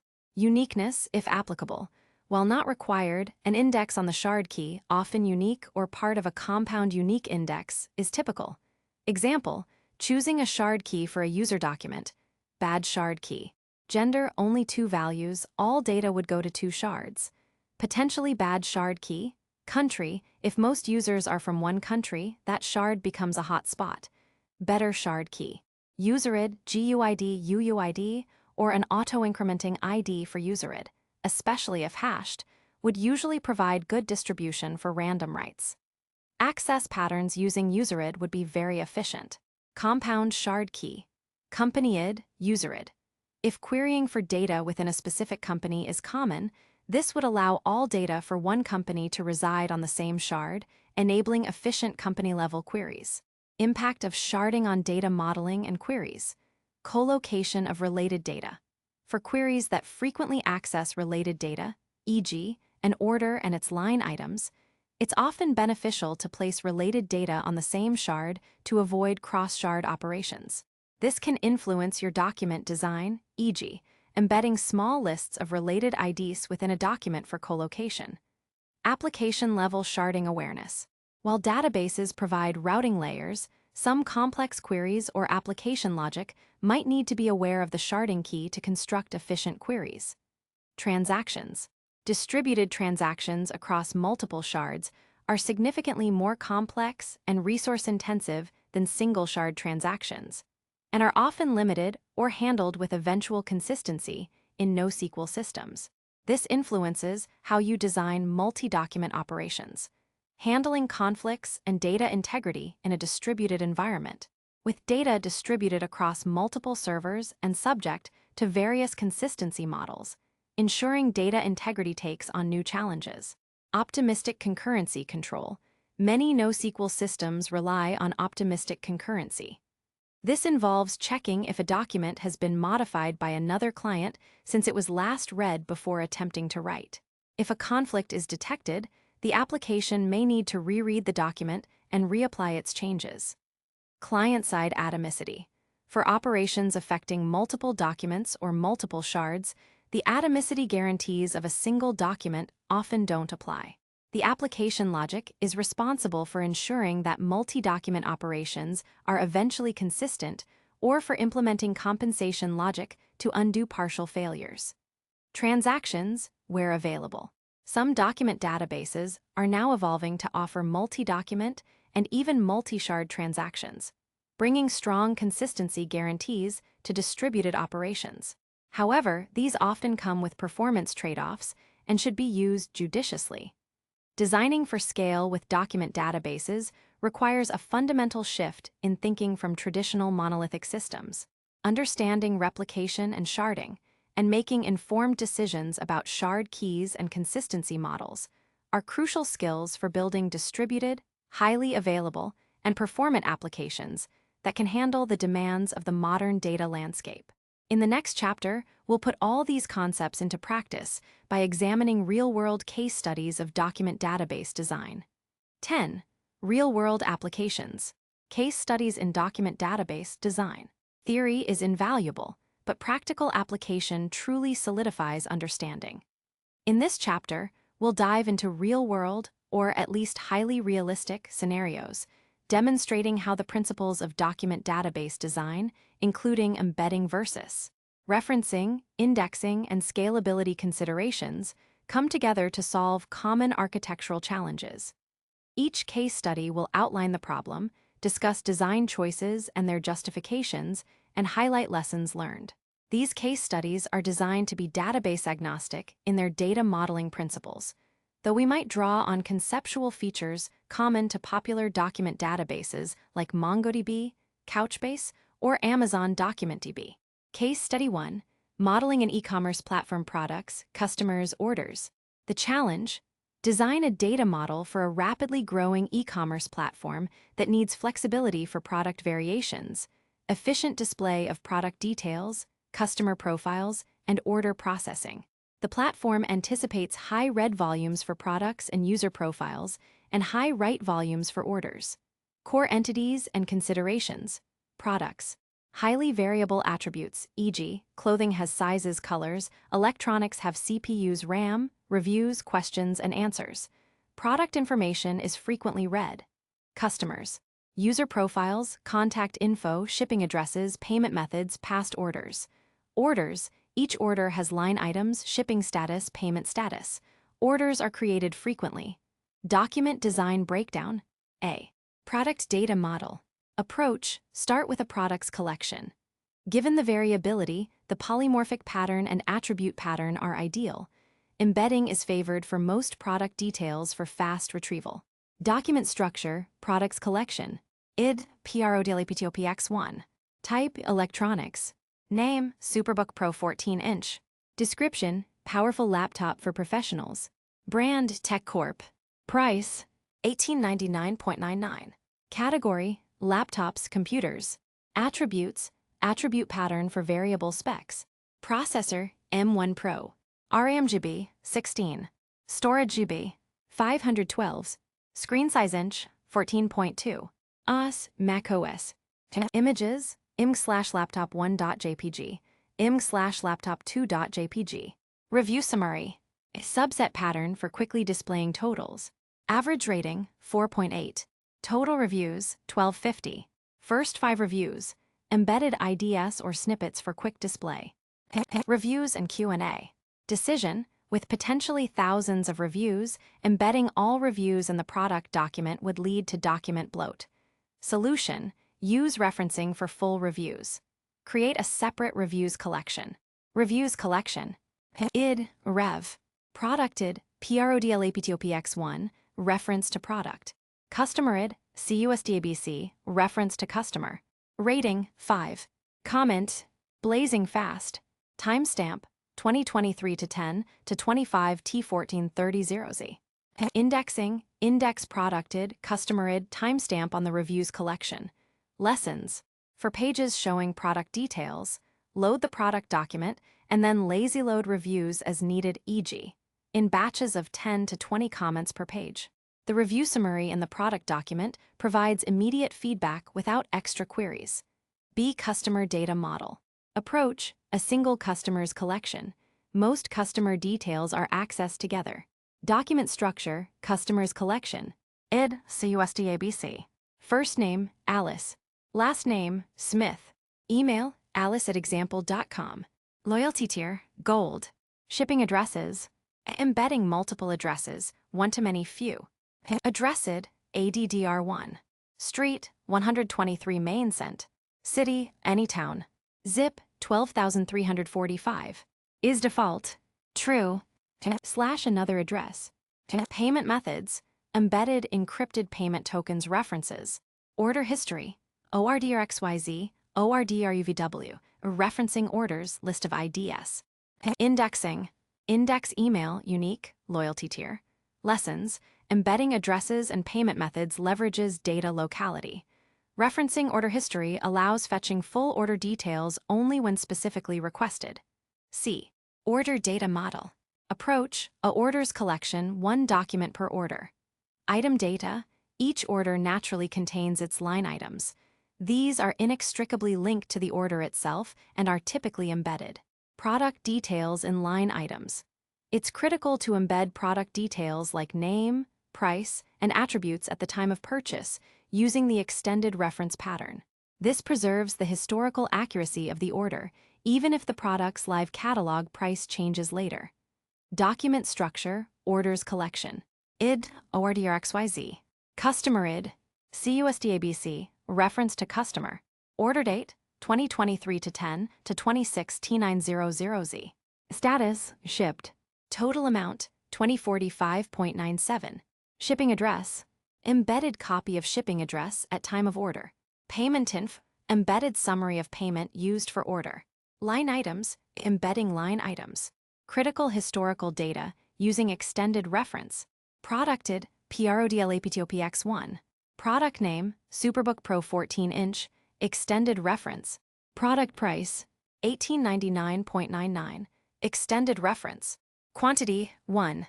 Attributes: embedded snapshot of product attributes at time of purchase.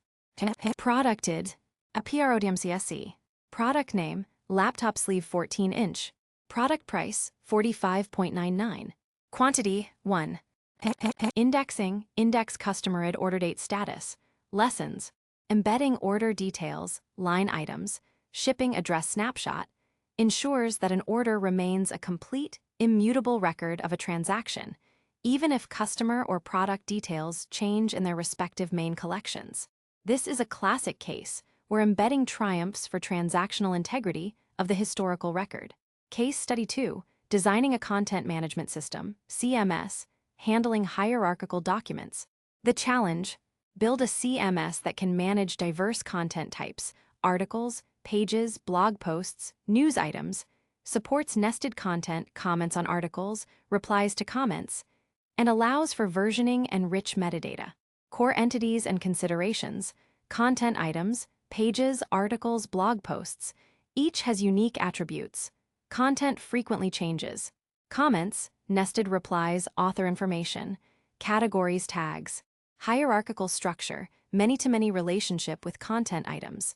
Document design breakdown, a content item data model. Approach: a single content collection for all content types using the polymorphic pattern. Core content attributes are embedded. Document structure, content collection. ID, ARTICLABC. Type, article. Slug, how to design databases. Title, how to design document databases effectively. Author ID, USRJNE, reference to author. Publish date, 2023 to 10 to 20 T1000Z. Status: published, draft published archived. Body HTML, H1, HP, P, full HTML content. Image URL, /img/articleheader.jpg. Tags, design, database, NoSQL, multi-key index on this. CO, embedded metadata. Meta title, document database design guide. Description, comprehensive guide for effective NoSQL document design. For a page document, body HTML might be simplified, and no authored might be needed. For news, additional fields like source or excerpt. Indexing, slug unique, type, authored, publish date, tags, lessons. The type field allows flexible schema. Storing the full HTML body HTML as text is common. Very large content might consider external storage, e.g., S3 bucket, with the URL embedded. B comments data model. Approach. Comments can range from a few to hundreds or thousands per article. To allow replies, a self-referencing structure is necessary. Decision. If comments are relatively low volume, e.g., 500 per article, and always viewed with the article, embedding might work, e.g., comments array in content document. For high volume, nesting replies, and independent querying, e.g., all comments by UserX, referencing is far better. Document structure, comments collection referencing. id. com001. Contented, articleabc, reference to the parent content. Authored, USR Joey Chen. Text, great article, very helpful. Timestamp, 2023 to 10 to 26, Televan 00Z. Parented, null for top-level comments. Thread path, com001, used for hierarchical querying for speed. id. com002. Contented, articleabc. Authored, USR Joey Chen. Text, I agree completely. Timestamp, 2023 to 10 to 26, Televan 50Z. Parented, com001. This is a reply to com001. Thread path, com001.com002, denormalizing the thread path. Indexing, contented, parented, timestamp, thread path. Lessons, parented creates the direct relationship. Thread path is a calculated field, an array of comment IDs, or a dot-separated string path that denormalizes the hierarchy. This allows for efficient querying of entire comment threads or subthreads without recursive lookups.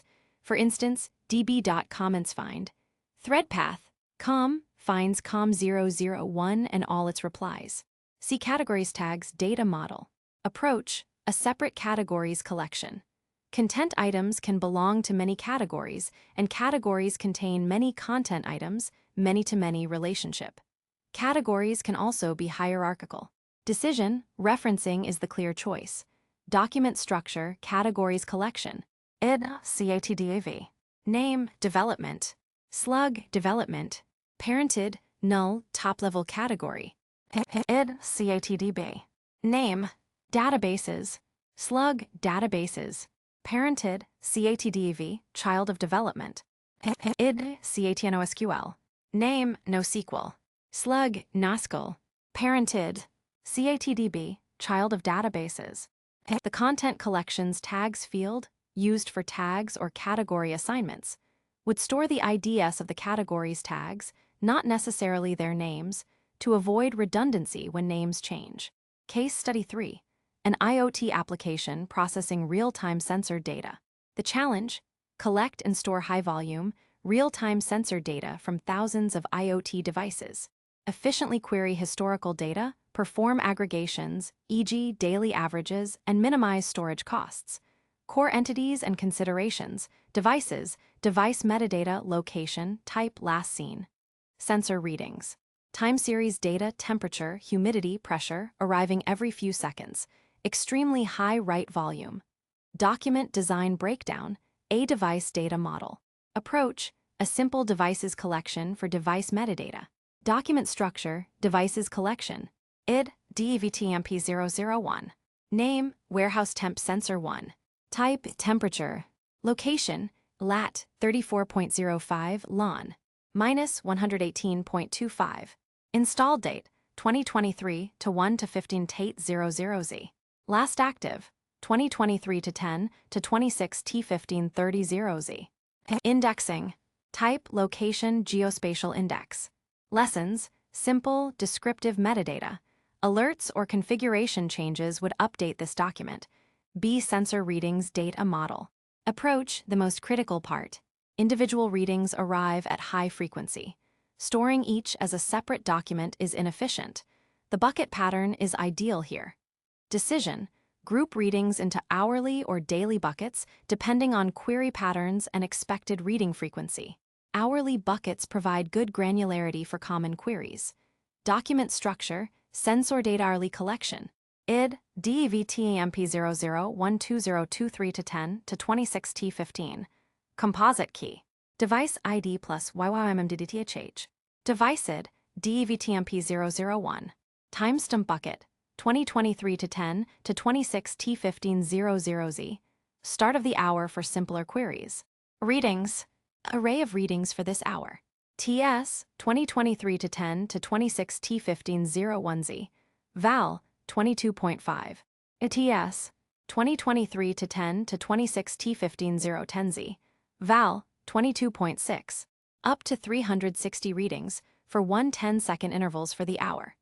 Summarily, pre-calculated aggregates, useful for dashboards. Min, 22.0. Max, 23.1.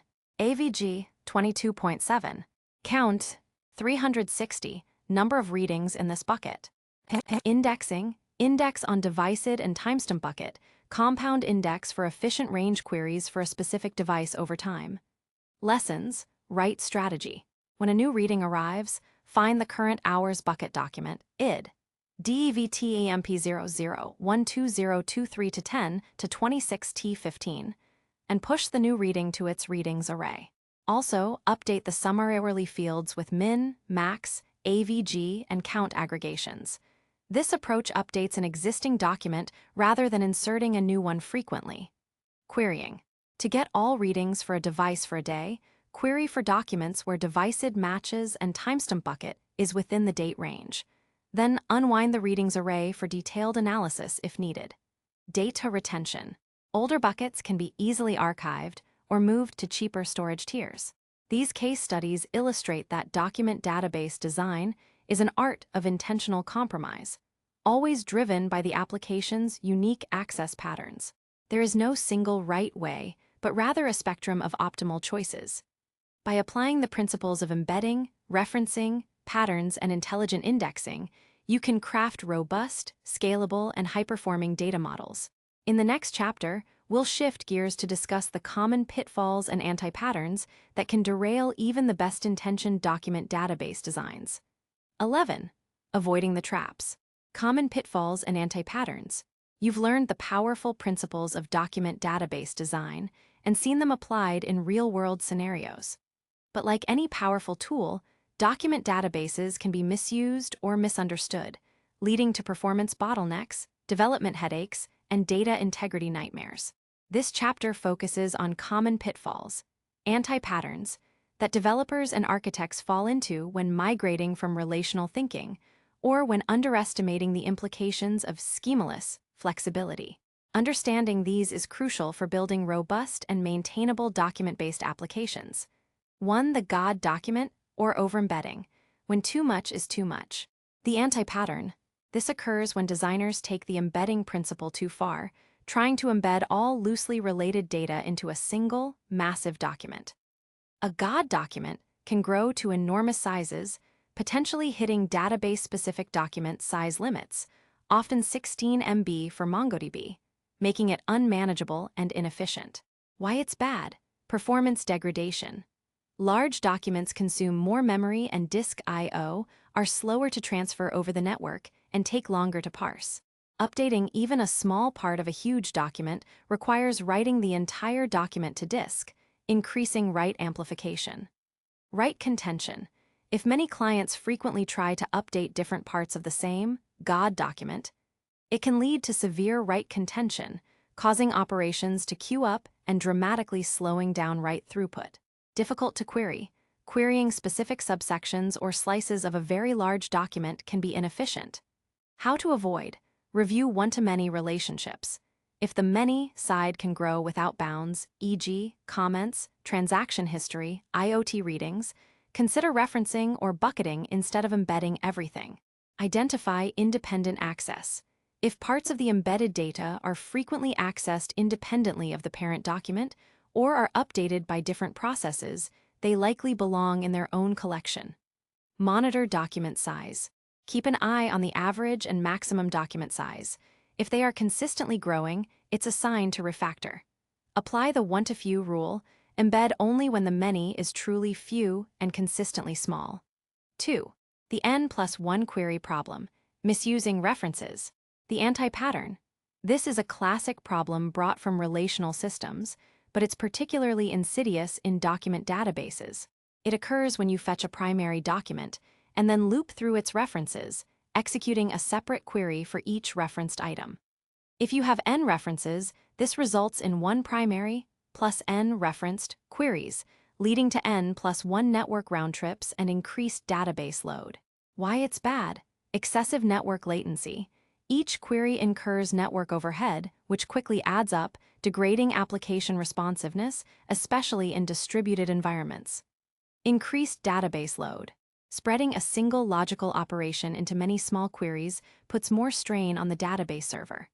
How to avoid batch lookups $in queries. If you have a list of n IDs to fetch, formulate a single query using an operator or equivalent to fetch all n documents in one go rather than n separate queries. Server-side joins lookups. Many modern document databases offer server-side lookup or join capabilities, e.g. MongoDB's lookup in aggregation pipelines. Use these to perform the join operation directly on the database server if it's too complex or inefficient for the application layer. Strategic embedding. If the N+1 problem is pervasive for a specific relationship, reconsider embedding the data if size constraints allow. Extended reference pattern. Denormalize a small subset of the reference data into the parent document to avoid common lookups. 3. Ignoring indexing versus over-indexing. Finding the balance. The anti-pattern, ignoring indexing. Running all queries as collection scans because no indexes are created, leading to abysmal read performance. Over-indexing. Creating indexes on almost every field, which significantly degrades write performance, inserts, updates, deletes, and consumes excessive disk space and RAM. Why it's bad? No indexes.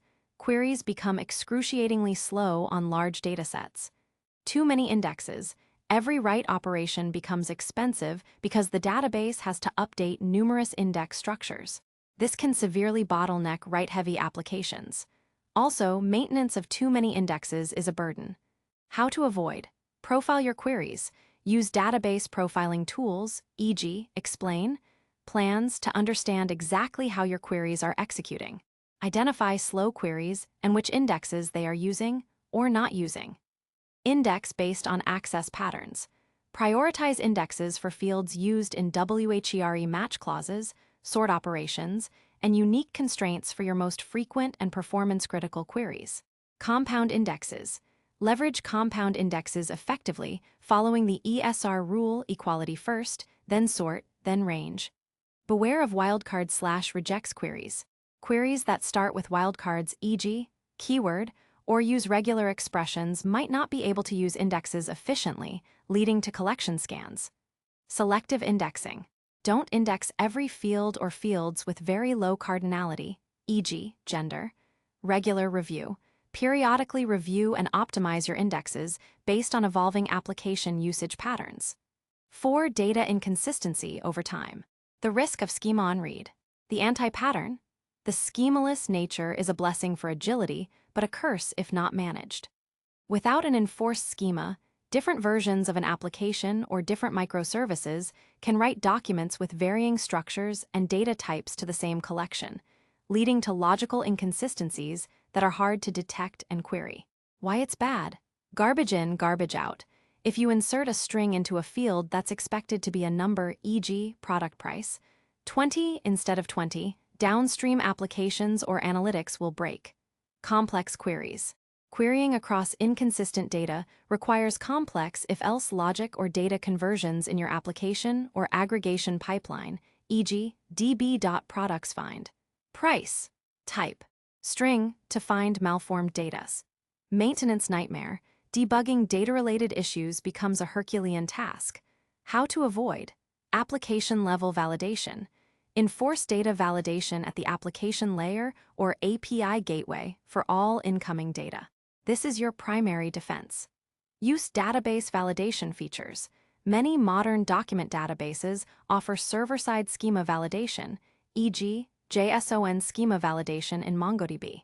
This allows you to define flexible rules for document structure and data types at the database level, preventing inconsistent writes without enforcing a rigid schema. Version your schemas implicitly. If you must *evolve a document structure, add a schema version field and handle different versions in your application code. Data migration scripts. For significant schema changes, develop one-time migration scripts to transform existing documents to the new structure, ensuring consistency. Regular data audits. Periodically run scripts to check for data type or structural anomalies. 5. When a document database might be the wrong tool. The anti-pattern. Choosing a document database simply because it's modern or NoSQL, without a clear understanding of its strengths and weaknesses relative to the specific problem being solved. Why it's bad. Over-engineering simple problems. For a small application with well-defined relational data and low scaling needs, a traditional RDBMS might be simpler to manage and more cost-effective, forcing square pegs into round holes. Trying to implement highly complex, multi-entity, strict transactional logic across many documents, e.g., double entry accounting, in a document database can lead to an overly complex, brittle, and error-prone system that struggles with consistency, inefficient for analytical loads. While aggregation pipelines are powerful, complex ad hoc analytical queries across very large datasets that require intricate joins across multiple collections, or heavily rely on strong global consistency, can be much harder and slower than in a well-designed data warehouse or analytical relational database. What to use instead and when? Relational databases, PostgreSQL, MySQL, SQL Server. Ideal for highly structured data, complex multi-table joins, ACID transactions always, applications with strict referential integrity requirements, mature by tools.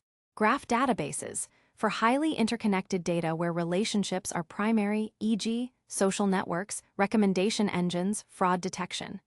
Key value stores, for extremely high-speed, simple data lookups, e.g., caching, session management. Column family stores, for massive-scale time series data or very sparse, wide datasets. Avoid this trap by starting with the problem. Don't choose the database first. Understand your data, its relationships, its growth patterns, and your application's access patterns and consistency requirements. Understanding trade-offs. Every database technology involves trade-offs. Understand what you gain, flexibility, scale, performance for specific patterns, and what you might lose, strict consistency, complex joins, mature tooling for some scenarios. Polyglot persistence. Embrace the idea of using different database types for different parts of your application where they are most effective. Don't be afraid to mix and match. By actively avoiding these common pitfalls, you can harness the full power of document databases, building flexible, performant, and scalable applications without succumbing to the challenges that often accompany their flexibility. The next and final chapter will look ahead to the evolving landscape of data storage and offer some concluding thoughts on becoming a proficient document database designer. 12. The future of document databases and beyond. Throughout this book, we've journeyed from the foundational concepts of NoSQL to the intricacies of document data modeling, covering critical design principles, practical patterns, indexing strategies, and scaling considerations. We've also equipped you with the knowledge to recognize and avoid common pitfalls. You now possess a solid understanding of how to architect scalable, flexible, and high-performing applications using document databases.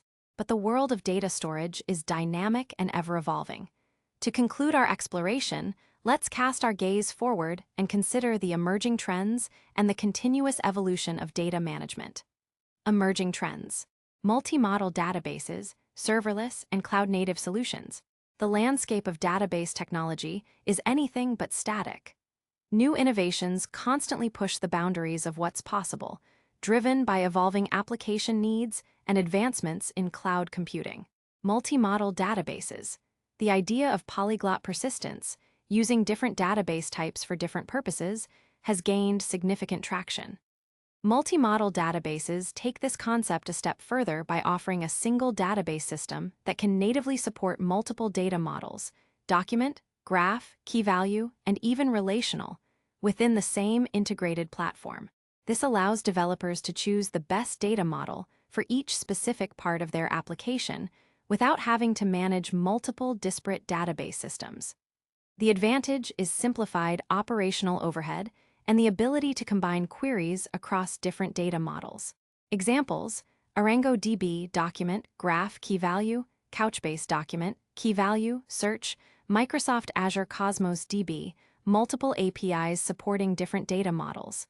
Serverless and cloud-native databases. The rise of serverless computing means that developers can build and run applications without managing servers. Serverless databases abstract away the underlying infrastructure, automatically scaling capacity and integrating deeply with other cloud services. Cloud-native databases are designed from the ground up to leverage the elastic, distributed nature of cloud infrastructure, offering features like automatic scaling, high availability across regions, and pay-per-use billing models. These solutions often offer highly performant document database options with minimal operational burden. Examples: Amazon DynamoDB, Google Cloud Firestore, Azure Cosmos DB. Integration of document databases with analytical tools and machine learning. As document databases become repositories for vast amounts of operational data, the demand to derive insights from this data grows. Database vendors and cloud providers are increasingly investing in tighter integrations between document databases and analytical tools, such as data warehouses, data lakes, and machine learning platforms. This simplifies the process of sending operational data for business intelligence, buy, reporting, and predictive analytics, bridging the gap between transactional and analytical workloads. Document databases in the wider ecosystem. Buy, analytics, ML integration. Document databases are rarely isolated islands. They are part of a larger data ecosystem that includes data warehouses and data lakes. For long-term storage of historical data and complex analytical queries that span across many data sources, data warehouses and data lakes provide robust solutions. Document data can be extracted, transformed, and loaded ETL into these systems for deeper insights. Stream processing. For real-time analytics or immediate reactions to events, document databases can feed data into stream processing platforms like Apache Kafka, Apache Flink, which then funnel it to dashboards, alerting systems, or other analytical pipelines. Machine learning, ML.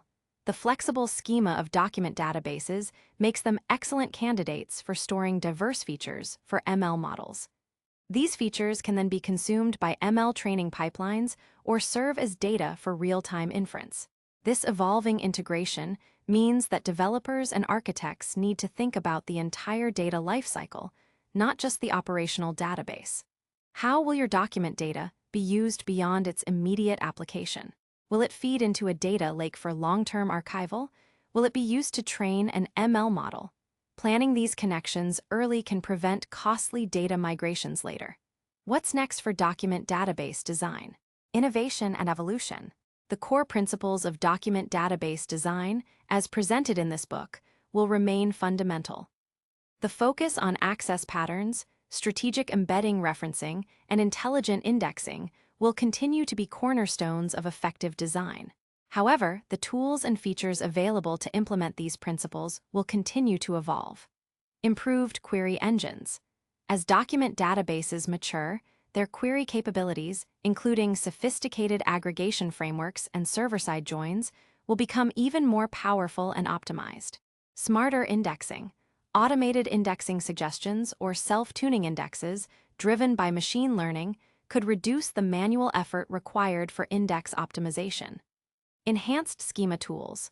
While maintaining flexibility, tools for better schema validation, schema inference, and easier schema evolution will likely become more prevalent, helping to mitigate the challenges of schemaless data. Beyond JSON. While JSON remains dominant, experiments with other flexible data formats or specialized binary formats might emerge for specific performance or storage needs. Final thoughts. Mastering the art of data modeling. Becoming a proficient document database designer is less about memorizing syntax and more about cultivating a specific way of thinking. It's about empathy for data, understanding the true shape and flow of your application's data, obsession with access patterns, designing your models to serve your application's read and write needs optimally, embracing trade-offs, recognizing that every design choice has consequences and being able to articulate those trade-offs. Continuous learning. The database world is fast-paced. Stay curious, experiment with new features, and share your knowledge. The future of data management is distributed, flexible, and highly specialized. Document databases are a powerful and increasingly integral part of this future. By mastering their design principles, you embark on a rewarding journey that will enable you to build the next generation of scalable and resilient applications. Your expertise in crafting flexible and scalable data models will be a valuable asset in the ever-expanding data frontier. Suggested further reading and resources. To continue your journey and deepen your knowledge. Official documentation. The official documentation for your chosen document database, MongoDB, Couchbase, Amazon DynamoDB Document DB, etc., is the most authoritative and up-to-date resource. Vendor-specific blogs and articles. Database vendors often publish excellent articles on specific design patterns, performance tuning, and new features.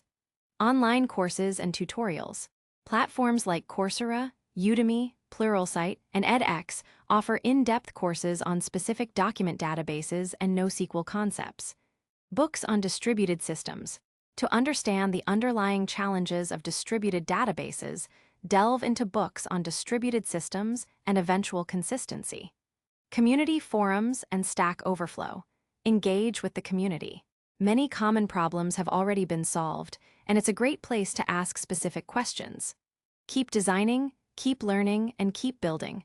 You are now equipped to craft the data models that power the future.